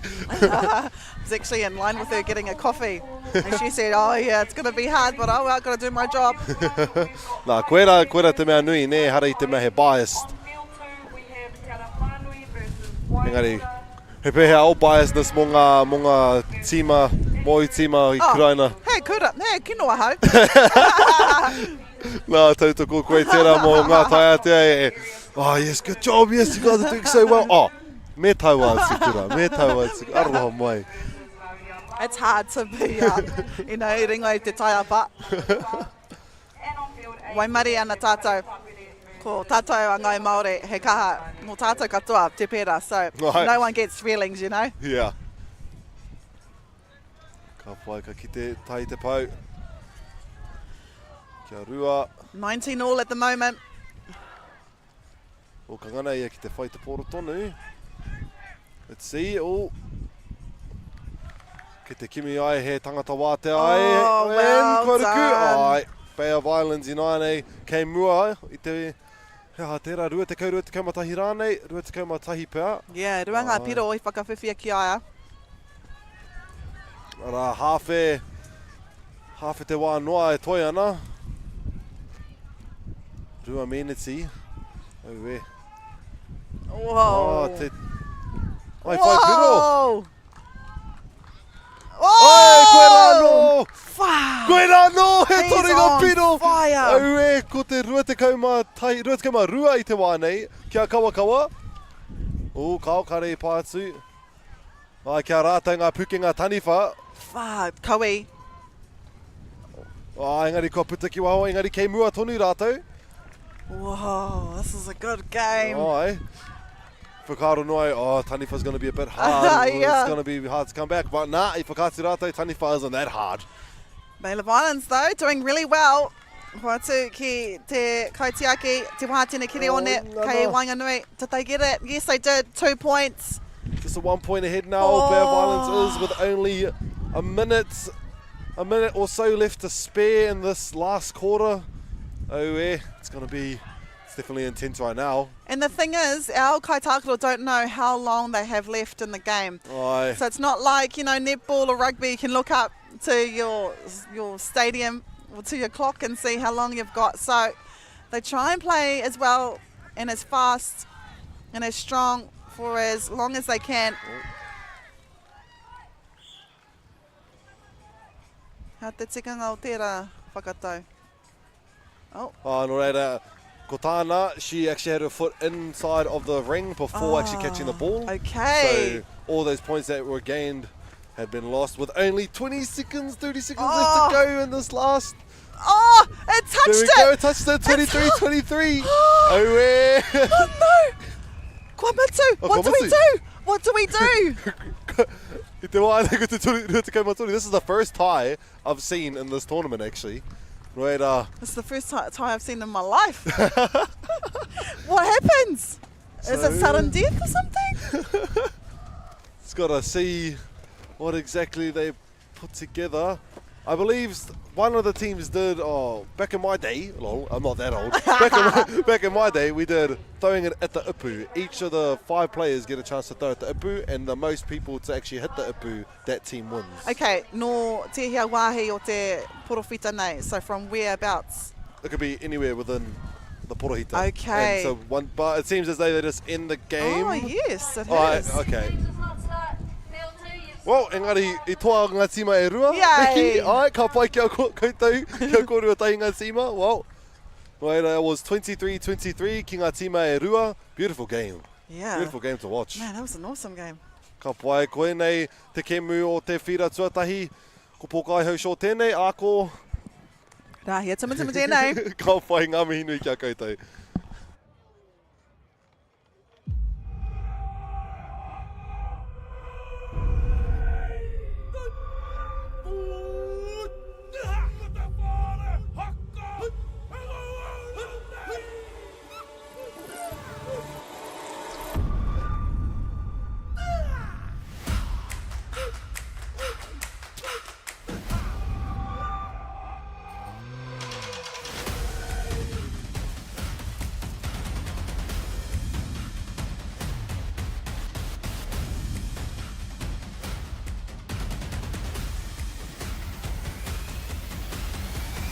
Get your haka fix 24/7. Download the Māori Plus app now. The important thing for me is the wairu of the land and the whakapapa of the land. No mai and welcome to Sydney Karemals. Takatapui Pride is on display to celebrate 50 years of World Gay Pride and rising up. A lot of my career has been finding glass ceilings to break through. Queer in Here Season 2, Ki Whakaata Māori, me Māori Plus. With a lot of Māori coming home, they all wanted to do something with their land. I had a meeting with my children. I says, right, this is what we're going to do. We're going to turn this block into macadamia.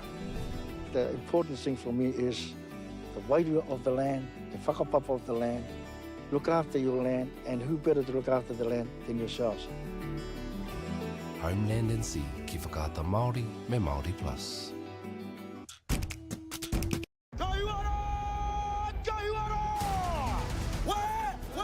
He toa hou. He pakanga hou. Ariki Season 3, Ki Whakaata Māori, me Māori Plus. Their tupuna had the vision. This is where we want to be. Now innovation will shape their future. Things that we need is just connecting with one another. And that's what Papakainga brings. Whānau are turning their dream. It's intergenerational housing. Into reality. Within 15 years, they could be living mortgage-free. We're not just building houses, no, we're building dreams. Kāinga whenua, Ki Whakaata Māori, me Māori Plus.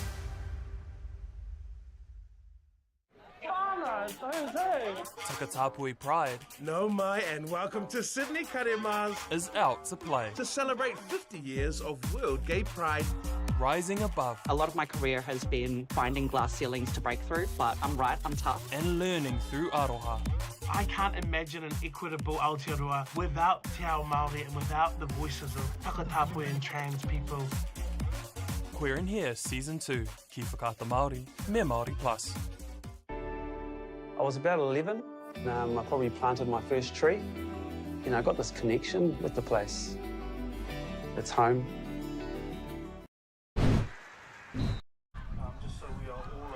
Tēnā rā tātou e te moti whānui, nei mai hoki mai ki te whira ana matahi. Ko pōkai hausho tōku ingoa, ki te timata hoki tēnei o ngā kemi whakahirahira ki tēnei o ngā whira. So who do we got here on this field? We have the Kura Kaupapa Māori o Kaikohe.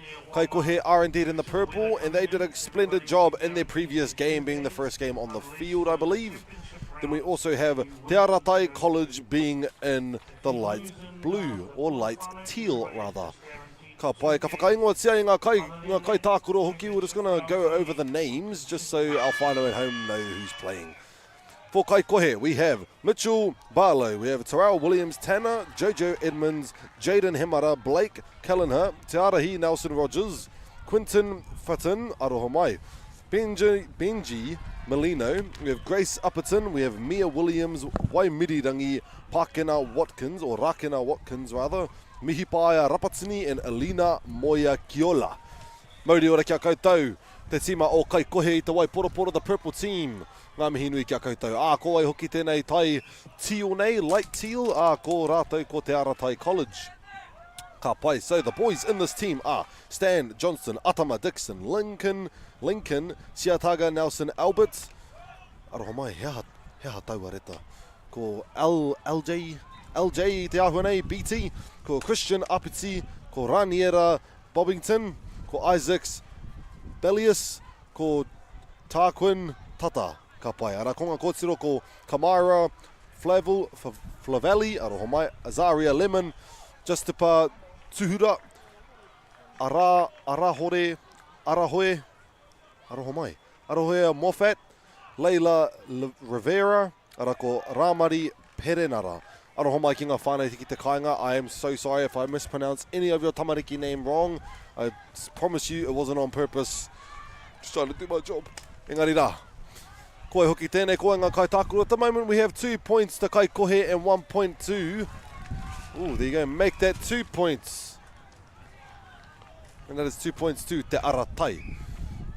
Ka pai, so Te Aratai is indeed in the light teal, being our kioma, our protector of the ipu and our gatherer of points from the pou, whilst our Kaikohe team being our taniwha, the rippers of tags and the ball of throwers. Ai, te Pākehā hoki o Taua Rerenga was beautiful, I know, speak Yoda nei. Engari, beautiful defence being displayed from Te Aratai. We'll see what they can pull off, and it is out of bounds, giving it... No call has been made for out of bounds. Yes, indeed it was, so we're going to give it to Kaikohe. I te ahua nei ko Te Aratai te pōru ke, no reira.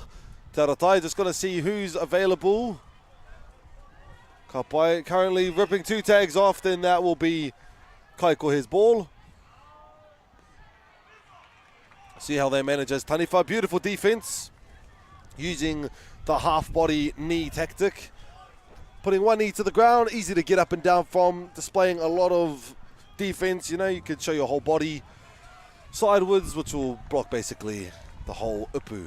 It's definitely a difficult way to get past, especially for one defender. It's probably the best tactic you can get, unless you have the biggest physique ever. Ai, koe rā noa te kino, and that will be in between the legs. Ngari tāhua nei ke tangana Te Aratai ki te ora pai mo tēnei o ngā kaitiaki. Ka pai, let's just see. Ai, he piro tērā kia Kaikohe. We'll see if they can get another one. Carl, beautiful defence. Managed to get it as well. And there'll be another double rip there, but the tag call wasn't called. So we're just going to give it there. Oh, pulled off the pants and hit of the bum. And that will be a beautiful dive.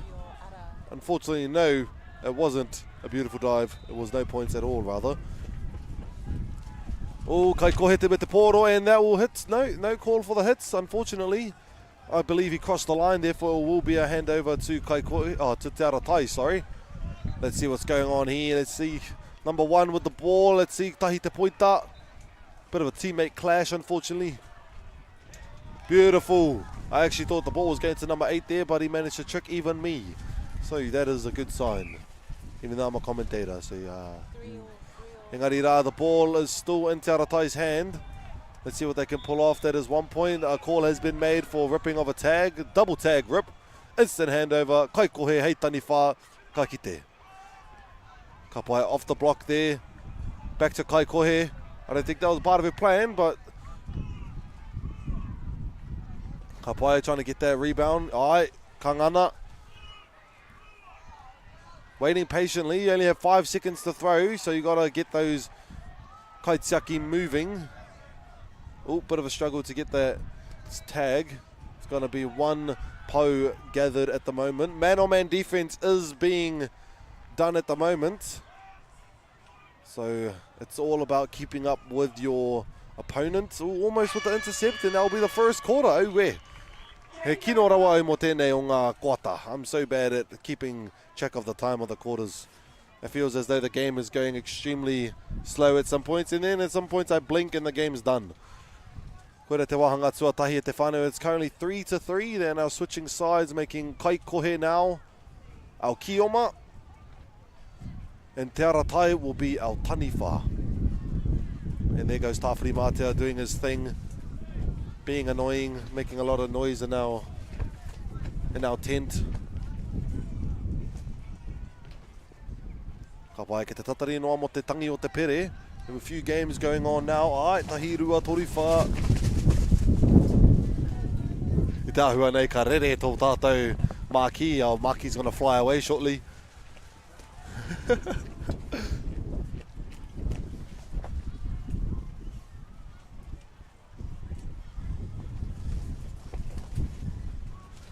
Ai, ke te tatari noa, ki te ngana mātai, ki te whai i ngā pepa, i ngā tēneti, kia kore e rere ai mai te pupuhi o te hau o Tāwhiri Mātea.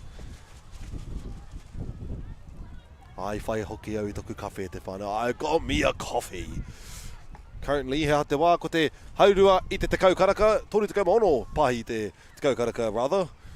Ara, ka timatanga whainara pia I te rua karaka, ki te haurua, ki te rua karaka. Ka tahi kuia rā, te mutinga tō tātou nei, tōna mana tō tātou nei rā, ko timata. Bit of an off kick to start, it will fly out unfortunately. And that will be an easy throw, and ooh, beautiful defense. Ka pai kai kohe. See how strong our Te Aratai team is as Taniwha. We see 3 boys in there, they don't need any more than that. Seem like they may be the strongest throwers in their team, and unfortunately that will be a miss. And that will be a long throw. Managed to get the ball back, I believe. Ai, kua ngana. Fortunately, no hits at the ipu at the moment, still being a 3-3 game. Let's see. Ka ngana pēhia nei. Aro mai te inu e tuku kawhi. Piro! Whai piro rātau a Te Aratai. The light blue team managed to score themselves a beautiful throw. Let's see what they can manage. Ka pai te mihinui te tahi o ngā kura o te kauti ki au ngā mihinui. Te pirangai te māta ki a rātou anō. Te tere hoki o tēnei tama, o tēnei poi, engari kua tihaya tētai e rua. Instant hand over. Kia te Aratai pēr, noe ka hoatu ki ngā kai Taniwha. Let's see what they can do. Hit off the block. Oh, over. No, and they'll go back to Kaikohe. We have someone free here. Man-to-man has been set. 2 points. 3 points. Rip. Oh, tata mihi atu ki ngā tarau there. Almost said goodbye to those shorts. Kao I roto I mua I tōna hopu I te pōro, but it's going to be a handover anyway, so ki te pai, kare me karanga. Almost there, ngari ka ngana. He piro tērā kia Te Aratai. And it will be a throw that will be sent to the opposite side, which will be another throw, and unfortunately doesn't hit the upu. But we do have someone free here. Let's see if he can dive in. Ngari kua ngana ki te tihai. What a beautiful rip that was from Te Aratai College. Aue taukiri e. Ka pai, let's see where we're going with this one. Engari kua whainga kai kohe te pōro ki taua tataha, and it seems as though there was a call to be a hand over. We are only 2 minutes and 20 seconds, 25 seconds through our second quarter, first half. Unfortunately, the ball will go out of bounds, giving it to Te Aratai College.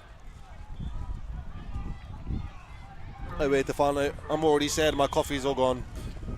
That was the one thing that was going to keep me awake. I tāhuna e kai a kai kohe te pōro. Gonna see how many points you can gather. Got 1, got 2, make that 3. Pass it to the middle pair. Ko ti hai, me Watsuki Wainganui. Still have 3 points to be held. 3 points are being held at the moment. Unfortunately, the ball will go out, losing those 3 points that have been gathered, unfortunately. Still a pretty close game for a second quarter. Only 5 points to Te Aratai and 3 to Kai Kohe. Bit of a strong throw there. Will lead the ball to go out of bounds. Ara ko ngā tai atea kei reira e whakamahana ana. Mo tō rātou nei kēmu e whai ake nei. Engari kare te tino mohi o koa e takarana rātou ki awa. But we'll figure it out later. We'll focus on the game that's in front of us. Kai Kohe, rather... still surviving, just barely. Beautiful intercept. That's going to let them get a chance to throw that pōro to the upu. Let's see how we manage. Engari kua hinga.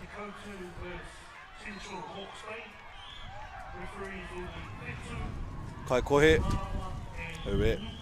Ki te pupu hia tāwhiri mate e whakahoha nei a mātou I te teneti nei.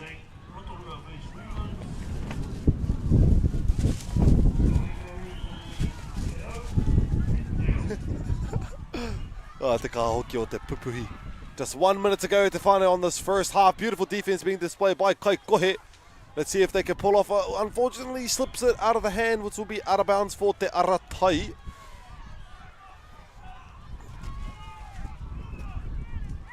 Well done, ke te ora. Let's see, that's 1 po. That is 2 po. Will she dive? Engari ko ti high, unfortunately. Still a close game with only 10 seconds or go left to go, 20 seconds. Oh, well, let's see if Te Aratai can see. They do. Now that is 6 points. 6 points to Te Aratai. Ara, kua muti katoa tēnei wahanga I tēnei wā, I believe. No, not yet. Ara, kua karanga hia te pere. It is going to be 7 minutes. 7 seconds past. Engari rā, that's going to be half time. I'm going to give our tamariki a bit of a break. Ka tahi, ka hoki mai. Ngā mihi.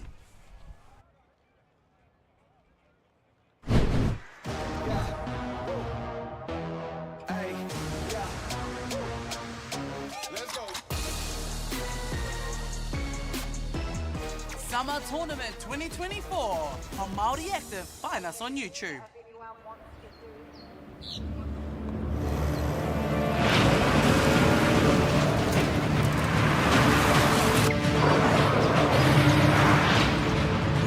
This isn't an ad about four-wheel drives. It's about knowing the place, as well as the locals. You found the place. That's a good start. My great grandfather. Want to catch a fuel bargain with Celtics and Supergold? Scan your Celtics at Flybys or Airpoints for 6 cents off per litre with pumped. And show your Supergold card for an extra 2 cents off. Ah, feels good.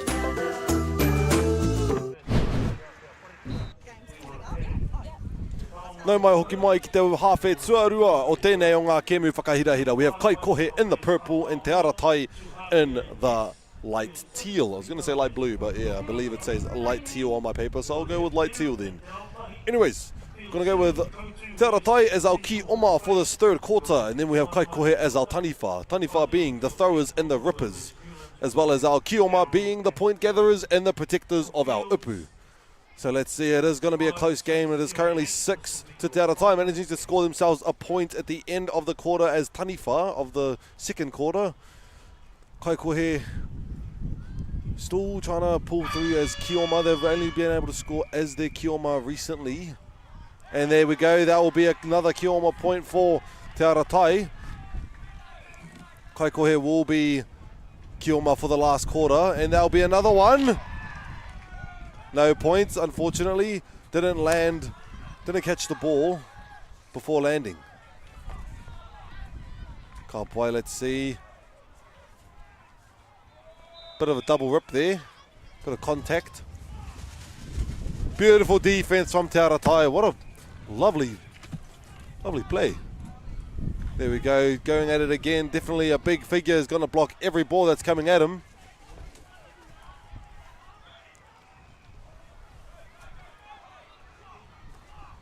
There we go, does it again. That technique is rather dangerous. Still manages to get the ball. What a tall physique as well. Oh, where? Kapai gathering points now, just got the one at the moment. See if they can gather. Yes, there we go, but it is ripped. Almost managed to sneak past number 2 from Kaikohe. Lovely. Owe Taukirie. Number 9 definitely being a key tower in their defensive plays. Kaitsaki te pu. Engari mengana rātawa Kaikohe ki te whai huarahi, ki te whai ara. Ka pehea rātau e pīti ai I taua Kaitsaki. Definitely going to be a hard one to beat. Big physique, tall physique, going to be a hard one to get past. That's exactly what you want for a defensive player. Kaitsaki manages to get the ball. Taniwha. Come off. There you go. They have to figure out another strategy. You can't just throw it as hard as you can. It's not going to get past them. Got to figure out something new. Mea te whānau, so just letting you guys know, in that ring there where Taniwha throw, kia rātou e rimanga he kona ki te few. If they don't throw it within 5 seconds, it will be an instant hand over. But they do have 5 seconds. Double rip, Moriora. Kapai, let's see. Almost there. Engari, a bit of a hit will send it too far to our Kaitsaki. Let's see. Ko taua Kaitsaki anō, seeing who's available.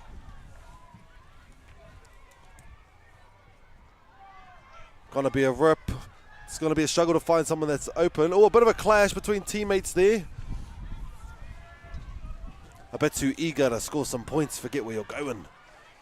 Ngari, let's see. Ai, ko tahi te piro rua, Tūranga piro e kua whaiake. Let's see, is he going to dive it? Ai, ko Tūranga piro tērā mo te Aratai, giving them a 7-point lead, now 10-3.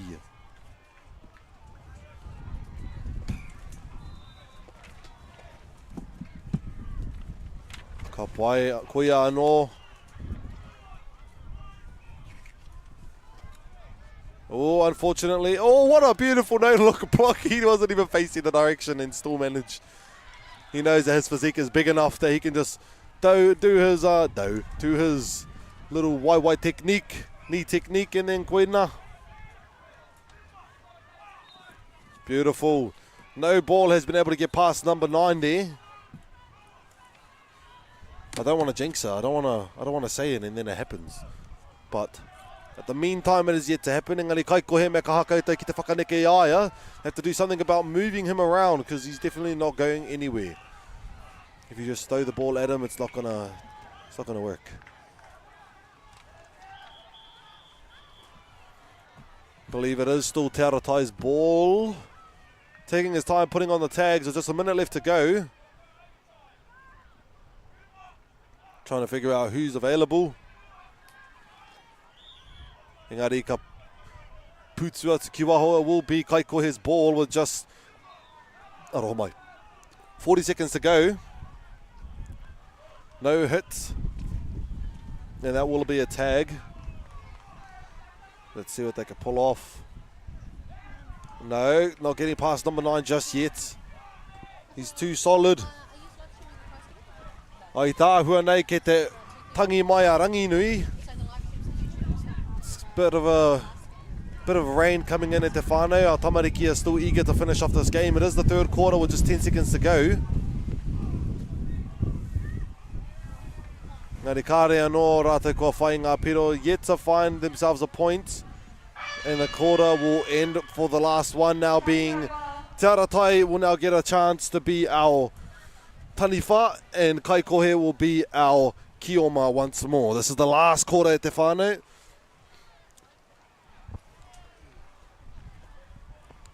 As soon as that bell rings, it doesn't matter whether our tamariki are ready or not. As soon as the bell rings, it's gonna carry it out. Now it is going to be a bit wet and slippery, so let's see what our tamariki can make up with it.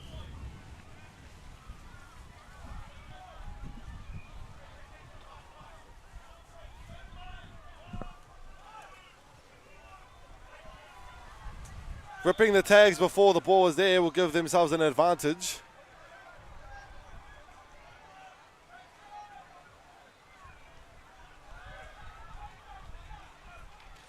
Kapai, let's see, we have every player bunched up on one side of the field,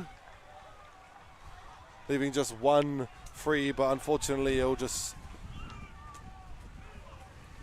There you go, keeping our taniwha, our kaisaki rather, running around, trying to find an opening wherever they can.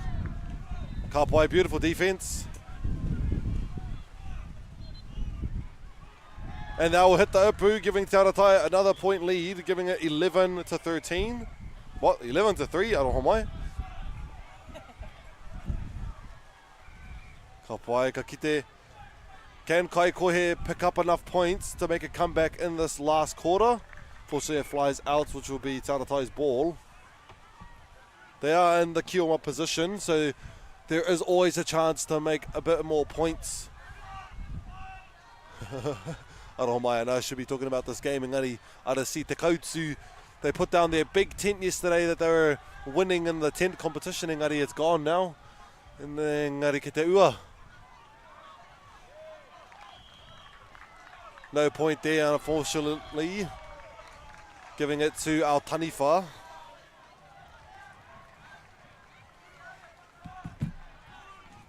Kapai, beautiful defense, good catch there. Let's see whether Kaikohe can build up some points. That will be 1 point. No tag. Oh, and the tag was indeed ripped. All the players are bunched up in this corner here. Still managed to get the second po. And that'll be a double rip. It will be a handover.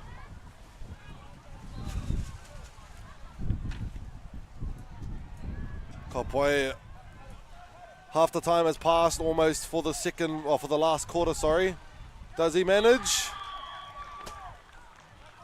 Bit of a physical tackle there, unfortunately won't get the point, so that's a bit unfortunate. Kaikohe really need to gather those points. Trying to find an opening, but it seems like our players are a bit tired. Ka me whiua ki roto e hine. Not finished just yet.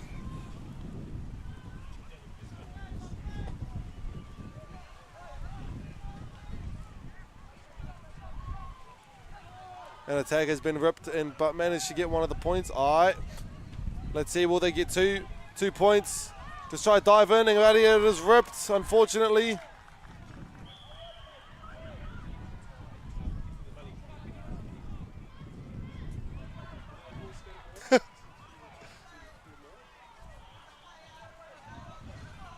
Two minutes left to go in this last quarter at Te Whānau, and it seems like Te Aratai is keeping that lead. Kaikohe has yet to score themselves a point as our Kioma, but we can always see there's always a minute and a half left to go. Anything can happen.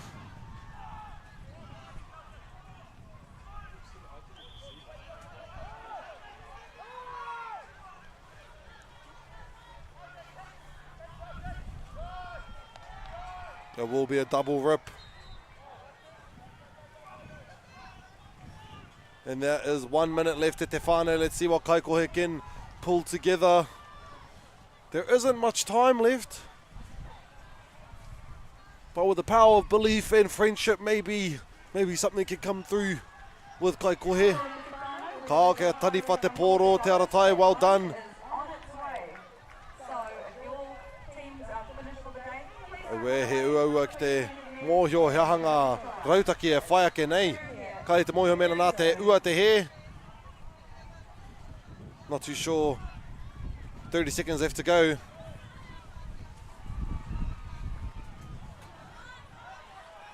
It will be a rip. Unfortunately drops the ball. Not enough time to get a point here. Let's see if they can manage, and it will be a rip. And 20 seconds to go, te whānau. I don't think it is possible for Kaikohe to bring back some points in 10 seconds. Engari ka ngana tonu, let's see. Before the buzzer. Let's see, before the buzzer, te whānau, just get the one. Ruku ai ki roto. Oh, what a managed hoki. Rawe hoki tēnei o ngā kēmu, even though Tāwhiri Mate is being a pain, and also Ranginui also doing his crying ke te whakahoha i ngā kaitākuro. But what a beautiful game it was. 3 points to Kaikohe, 11 to Te Aratai. Beautiful game here, te whānau on Feeder 1. My name is Paul Kai, host short, and I'll see you guys in another game. Ngā mihi nui.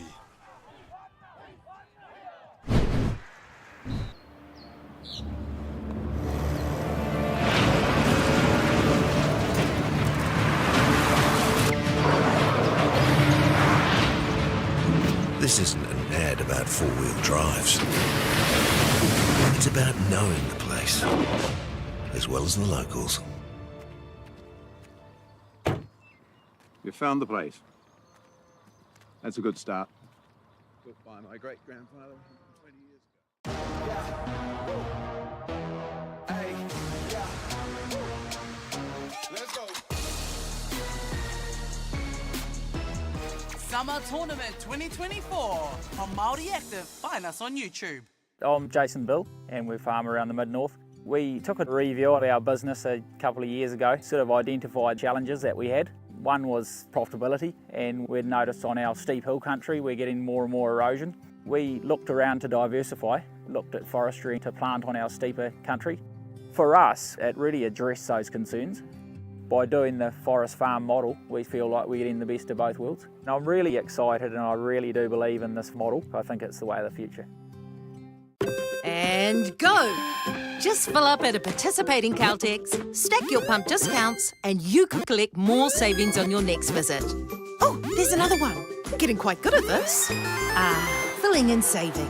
Feels good. Global warming is incredibly serious. We need to cut emissions, but we need to also absorb carbon out of the atmosphere. Growing trees is the only tool we have in the toolbox for taking carbon out of the atmosphere that we can do at scale. Pinus radiata takes carbon out of the atmosphere at about 5 to 10 times the rate of native planting. And so what New Zealand Carbon Farming are doing is planting the Pinus radiata to absorb the carbon, and then they're transitioning that forest into native forest so that we get the biodiversity benefit.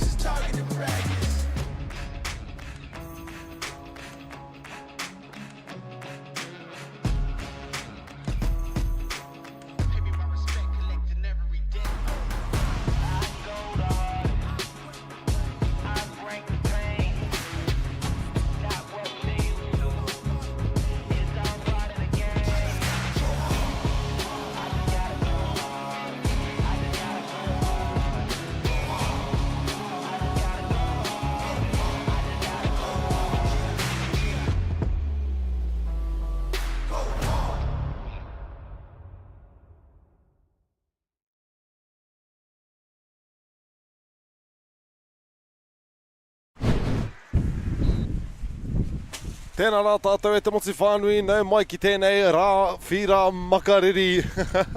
Pauri rawa, ki te pupuhinga hau o tāwhari mātea, ki te tangi hoki a ranginui, engari ki te harikoa tonu, ngā kai tākoro pēr. Well, I te āhua nei ki te harikoa tonu, makariri, engari harikoa. E nana ki ana ngā tamariki ki te tākoro ki tēnei o ngā whira māku. Our kids are definitely keen, maybe not keen to play in this cold weather, but keen to play on the slippery field. It's going to be a lot more fun game for some dives. It's going to change a bit of strategies of how the game is going to play. But who do we have on this field anyways? We have Technicalities versus Wainui o Mata. It's going to be a good game, I believe. Technicalities, definitely a great team. Seen them play a few times, actually, I believe 2 or 3 times, and they've definitely got the strength to be one of the top teams. Field 2 has a buyer. Engari rā, we'll just go over our player names, ne? Just so our whānau at home know exactly that they're tamariki R&D playing. I know the game has started, engari rā, I'm going to carry on with my job as the names. Let's see. So we got from Te Kura o Wainui o Mata, we have Reihana Te Rauna, Braddock Akuhata, Rico Zane Kumeroa, Niwa Perkis, Nixon Awa Taonga Hill, Kara Lewis, BJ Walker, Anahera Eru Solomonia, Lania Vaireka, Amani Clark Jones, Maihina Riana, Hudges, Elasu, Hana Toatoa, Nevea, Puketapu, Tanga, and Serenity Mill Simpson. Ngā mihinui kia koutou, ngā kai tākoro o Tauwhāinga, a ko te Wainui o Mata tērā. Thank you so much to you guys. Engari, ka kōrero hoki e pāna kia Technicalities. So, he ahua ua ki te pānui tēnei, engari, we're just going to carry on anyways. Crystal Wanakore, Mitchell Headley, Ivan Reo, Tyra Aranui, Georgia Rain Thompson, Alaira, is that Puletaha Rapana or Aroha mai, Puletana Rapana, Riddick Rangitonga, Naomi Cooper, Kalenzo Marina, Lawson Rangitonga, Chance Taylor, Shayla Heta Clark, Karen Hodgins, Ari Madalia, and Samuel Fraser. Ngā mihinui kia koutou, ngā kai tākoro o tēnei o ngā whira, tēnei o ngā kēmu. It's definitely bound to be a good one. I believe someone just scored a few points, or maybe it was a rip. And it seems to me it was indeed a point. No, it was a rip. It was a bit of a pause going, trying to figure out what happened in that situation, because I need to figure that out as well. It was indeed a rip in that situation. Ka pai. So we have Wainui o Mata in the green and black. So that's black and green. And then we have Technicalities in the white and green. So it's a bit of a rivalry battle between the Kakariki. Ka pai. No mai e ngā hua te Kakariki. Let's see who can win this one. We have Wainui o Mata as our Ki-o-Ma, also our protectors of our Ipu, which Technicalities has managed to get 2 points from being our taniwha. 3 points, well, no, that was just 2, no, not 3. I thought the third one was hit aroha mai. Engari, we have our Technicalities, which is in the white. They are our taniwha, which are the rippers of tags and the ball throwers. As well as our Ki-o-Ma, of course, like I said, being the protectors of our Ipu and the gatherer of points from our Po. They must accumulate the Po points by touching each of the Po and then dive within the centre of the ring there to earn those points, just as done. And the points were given. Ka mau te wehi e toringa piro kia rātou o Wainui o Mata. They'll give them a 3 point to 2 points. So 3 to Wainui o Mata and 2 to Technicalities. Make that more, 1 more. So there's now 4. Ka mau te wehi kia rātou. Very fast. It's going to be lovely to slide on this muddy, slippery field. Sure, it might be annoying for the whānau at home. They're going to have to wash it. But, oh well. At least our tamariki out here having fun. And luckily, our rangatahi are wearing their shoes, their rugby shoes. I thought that one of the players were wearing Crocs, but that's one of the kairiwhi. So, oh my gosh, there's no way you're wearing Crocs playing Kī-o-Rahi. Bit of a pana, but it was an accident, but you know, it still happened. Ke te pai. Ke te ngana tonu rātou ki te whai ake ngā kēmu. Let's see, Wainui o Mata will get a singular rip, double rip. There you go, instant handover.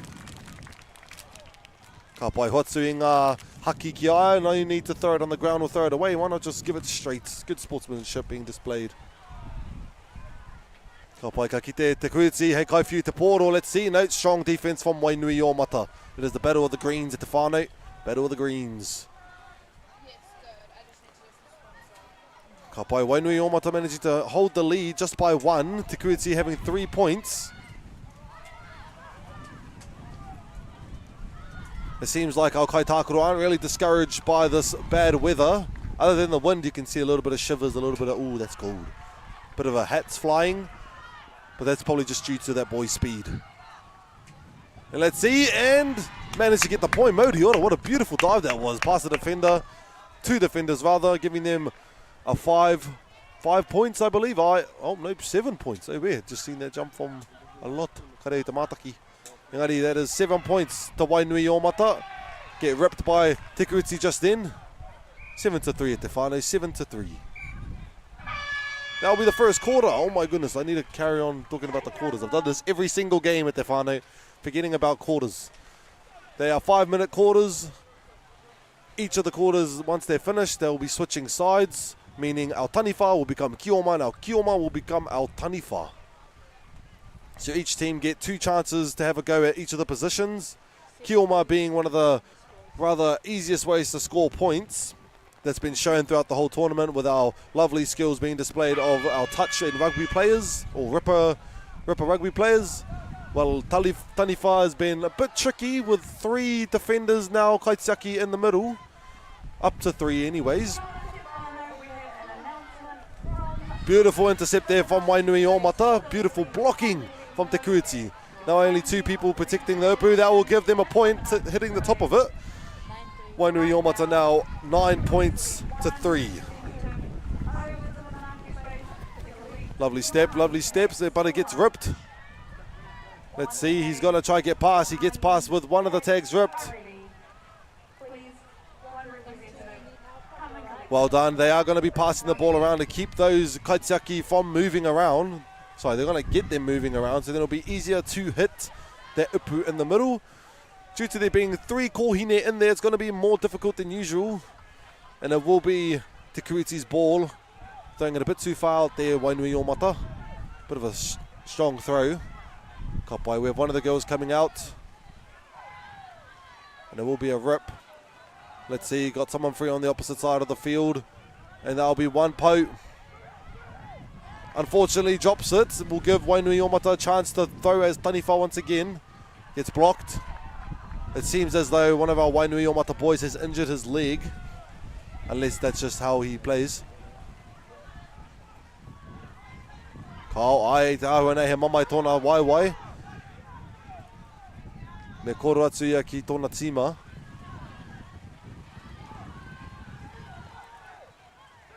Trying to find a bit of an opening here. Will be ripped. Does a little bit of a push. Should be an advantage here to Wainui-o-Mata. Unfortunately, it will roll outside. And it is going to give Te Kuiti the right of ball. By 2 defenders on this boy here, number 7.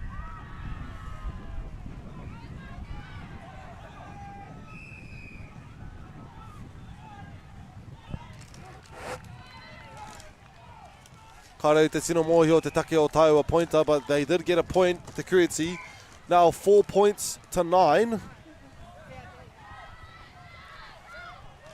Kapai, he does catch it before it flies out, Modiora. He's going to dive through the udder, and he will get ripped.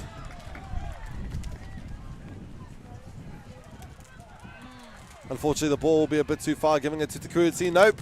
Wainui-o-Mata get it back.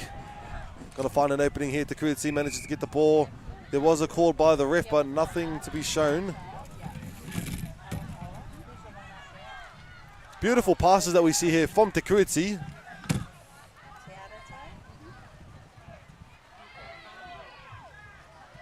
Kapai, let's see who is available. Trying to figure out how they can make their way inside. It's going to be a tough one. Wainui-o-Mata with the ball now throwing. 2 minutes left in the second quarter. Beautiful way to get the ball off the rebound. Beautiful hit there. 10 points now to Wainuiomata.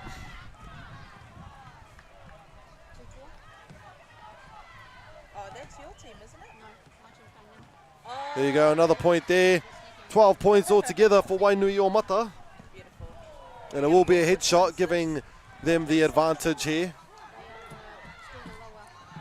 Seems as though it is just 11.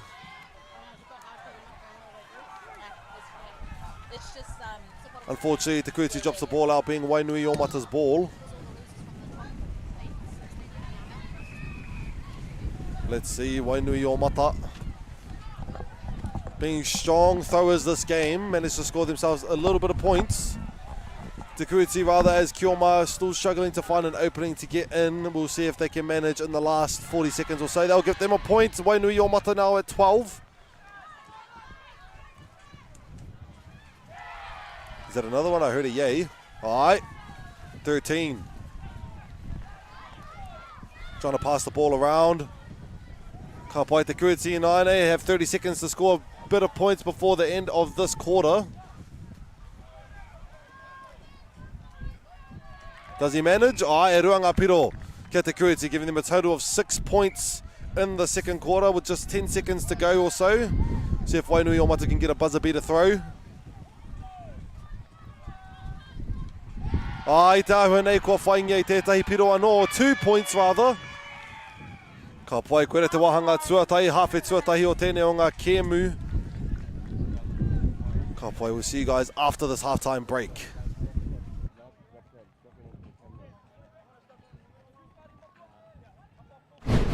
The forest should never have been taken off this steep hill country that's eroding, and it makes absolute sense to afforest those hills. What we're doing here is using the exotics to help that process get established. We're looking at a managed transition process where those pines are progressively thinned as the native understory establishes. We're trying to do several things here. Soak up carbon, establish native forest, and we're trying to improve biodiversity. You're achieving an awful lot with one program of activity.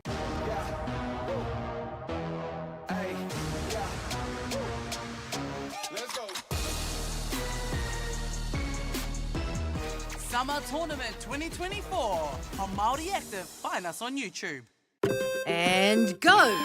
Just fill up at a participating Caltex, stack your pump discounts, and you could collect more savings on your next visit. Oh, there's another one. Getting quite good at this. Filling and saving. Feels good. Nau mai hoki mai te whānau ki te whira nama tahi. Ara koe nei ngā tima kakariki a ko te Kuiti I te kakariki me te mā. Ara ko rātou ko Wainuiomata I te kakariki me te pango. So we just have our two teams here, both in green, but the green and white being Te Kuiti and the green and black being, of course, Wainuiomata. It is the second half of our game, being 15 to Wainuiomata or Te Kuiti. It is a bit of a struggle this game. It is going to be the third quarter, giving Wainuiomata another chance to become our key oma. Well, it's going to be our taniwha as Te Kuiti. Bound to be interesting, this one at the whānau. Managed to catch the ball, a bit of a high pass, but still manages, let's see. So man-on-man defense is being displayed at this moment. 2 players in the middle protecting the ipu at all times. 3 now. Ka pai rawe hoki o tauwhāinga Katsi Te Poro, going to run back out. What a good pass, but unfortunately it will fly out, giving the ball back to Wainuiomata actually. 15 points at the moment. Beautiful passes from our girls in the middle. Our kaitiaki there. No rip at the tag. There we go. Let's see. Manages to pull it off. Wainuiomata will get a point. No. Seems as though no points have been obtained there. So we'll carry on with the Kuiti as our taniwha. Strong arms, strong throws. Engari ka ore ngana. Ka hoki atu te poro kia te Kuiti pia. All right. Going back to our taniwha there. Trying to pass the ball around, and that'll be a point there for Te Kuiti, making it a total of 7 points. Don't know how I missed out on 3 points there, but I missed out on 3 points. Currently 7 to 15 to Wainuiomata. Ka pai. Engari rā ki te noa, haha te rautaki ka whai ake nei. He whai piro rātou, strong defenders there in the middle, but Te Kuiti is really good at passing the ball throughout his taniwha. And I should say that Wainui Omata has beautiful throws, not just throwing to where players are, but throwing to where players are going to be. And there you go, beautiful rip from Te Kuiti. And that will be a hit for Te Kuiti, giving them 8 points in total. Make that 9 points in total. Homai he mea anō, nama toru. Lovely defense. Kapai just seeing where we're going to hit the ball now. You see, there you go, another display of knowing where your teammate is going to be, not where he is. That's the best way to pass in the sport. Unfortunately, he drops the ball. Beautiful blocking. It is going to be difficult to find someone to pass it to. And nope, finds one. That's one po. That's two po, probably going to get a third. Ai, Tūranga po. Going to pass it into the middle. Unfortunately, misses the ball there. So that is going to be Taniwha's ball. Ai, almost intercepted that one. Lovely block from our kohine in the middle there. Oh, it's getting a bit difficult to jump in that location there as Taniwha. You can see where the Taniwha are indeed jumping. Unfortunately, no pass. Kare taia te whati te poro ki reira I roto I te ara tonu. No reira he ua mana ki te whai te poro. Let's see, te kuitsi. Ki te whai tonu rātou I tētahi rautaki. He pātsu I taua upu, engari.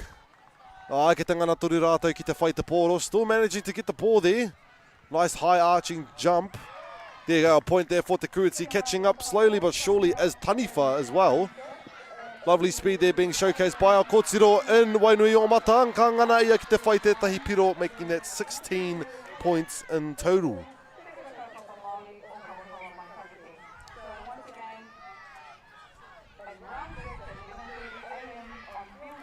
Ka pai he piro anō mana taua kohine.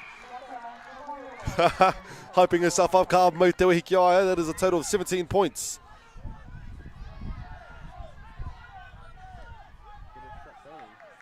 Ka pai ki te ngana rātou kia Te Kuiti ki te whāinga piro. Engari, ko whāingia rātou o Wainui Omata. That's one po. We'll make that two po. Oh, and not out of bounds just yet, apparently. Ai, ka ngana. Kua ngana ki te whai piro rātou anō e ruanga piro, making that a total of 18 points to 11. Ka pai rawe taua whana. Let's see if she can make it in. And it will be another point for Wainui Omata, gathering these points with just 30 seconds to go. Trying to make the 20 mark as much as they can. And will they make it? Ai, rua te kau piro e nāna kia Wainui Omata 11. Just trying to get those easy singular points. That's one. Those are in the middle. Karuku. Ai, kua whai piro anō, make that 21 points for Wainui Omata. 10-point lead in the third quarter of this round. Ka pai ki te tatari noa mō te huritanga o ngā tīma. Now it's going to be our Taniwha going as our Kioma, and then our Kioma going as our Taniwha. Currently 21 points to Wainui Omata being in the black and green. Ara ko rātou ko Te Kuiti ki te mā, me te kakariki being the white and green. Wainui Omata definitely displayed a lot of dominance in that round as Kioma, trying to get as many singular points as possible. Not really going for too many po at a time, just the one, and then diving in.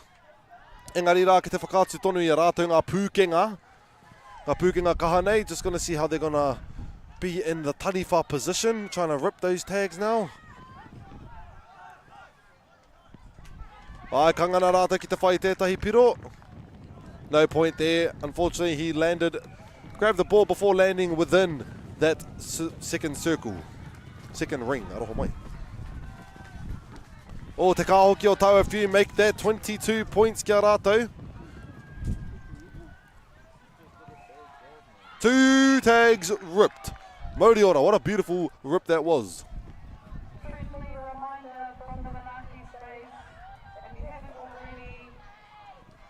Ka pai ki te kite noa he hanga rautaki e whai ake nei. What is Te Kuiti going to do in order to make a comeback as Kioma in this position? Come on, Te Whānau just 10 points behind.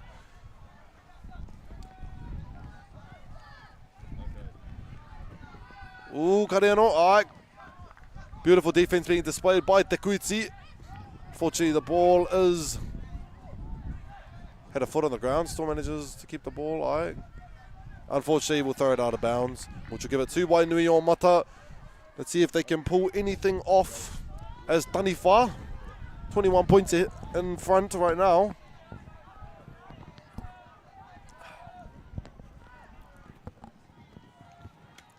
Blowing up Pahi. Fast passes, trying to keep our Kohine moving around, making it as easy as possible for them to score, for them to open up a little bit of a gap. 3. Dive. Rip. 2 rips as well. What a beautiful rip that was. Ki te ngana tonu rātou ki te whai. Te Kuiti. They've yet to score any points there. Wainui-o-Mata, they haven't scored a point in a bit, so they still have a chance with 3 minutes remaining in this last quarter. That is 3 po. Make that 4 po. 4 po with 2 tags. Let's see what he can pull off. Dives. That is 4 points to Te Kuiti, sorry. Total 15, 6 points to go. 3 minutes to go, 2.5 minutes to go rather. In this point, it's not impossible to make a bit of a comeback, especially as that Kioma position. Kamo te wehi, and then the tag has been ripped, unfortunately. Ka pai te whānau, just being told that this will be the last stream on this field, just for a bit until the finals, I believe. And then we'll be right back, but we'll just be heading over to our field number 2 just to showcase a bit of what's going on in that field. Just because we've been showing this field for the entire morning and I need a break. No, I'm just kidding. Ka pai hanga piro I tēnei wā I te ahuana. It's 22 to Wainui-o-Mata and 15 to Te Kuiti. Just 7 points behind with a minute and a half. Make that 8 points behind.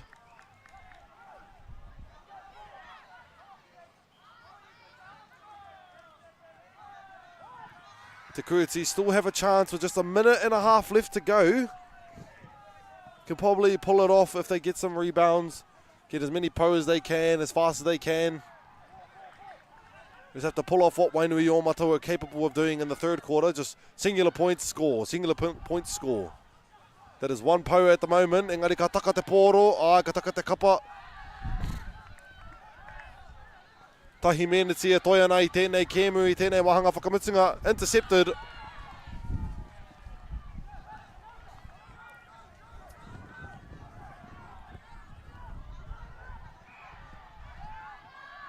Oh, away te whānau. Not too long left. Te Kuiti still surviving, still trying to push through. Stepping around and about, but just not getting close enough to the ara. Unfortunately, that will be out of bounds, and that will give 30 seconds left in this round. Wainui-o-Mata 8 points ahead. See if they can score any more before the time runs low. Runs out, rather. Runs low. Aue taukiri e. Ngari ka kite, ka kite. And it will not be a rip. 1 po. 10 seconds to go. And that will be the game at Te Whānau with 5 seconds remaining. Wainui-o-Mata with 23 points. Te Kuiti with 15. What a beautiful game this was. Wainui-o-Mata pulling through at the very end of the third quarter there. Ka pai e Te Whānau. We are going to be ending the stream at the moment, for this time being. Ko pōkai hau short tōku ingoa. It's been a privilege. Ngā mihi nui.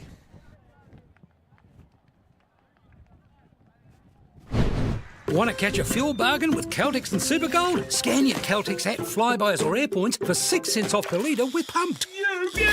And show your Supergold card for an extra 2 cents off. Ah, feels good.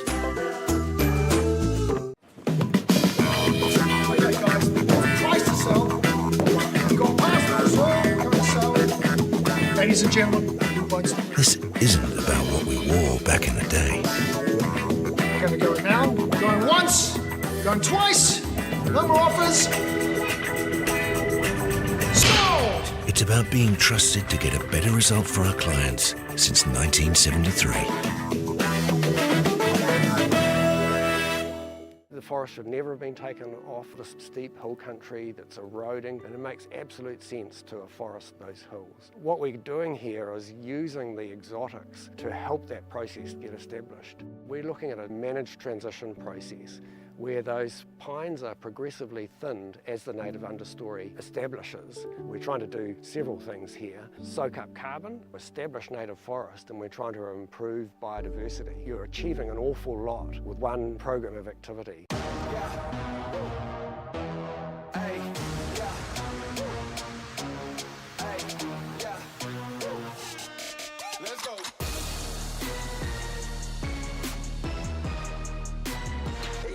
Stopping me.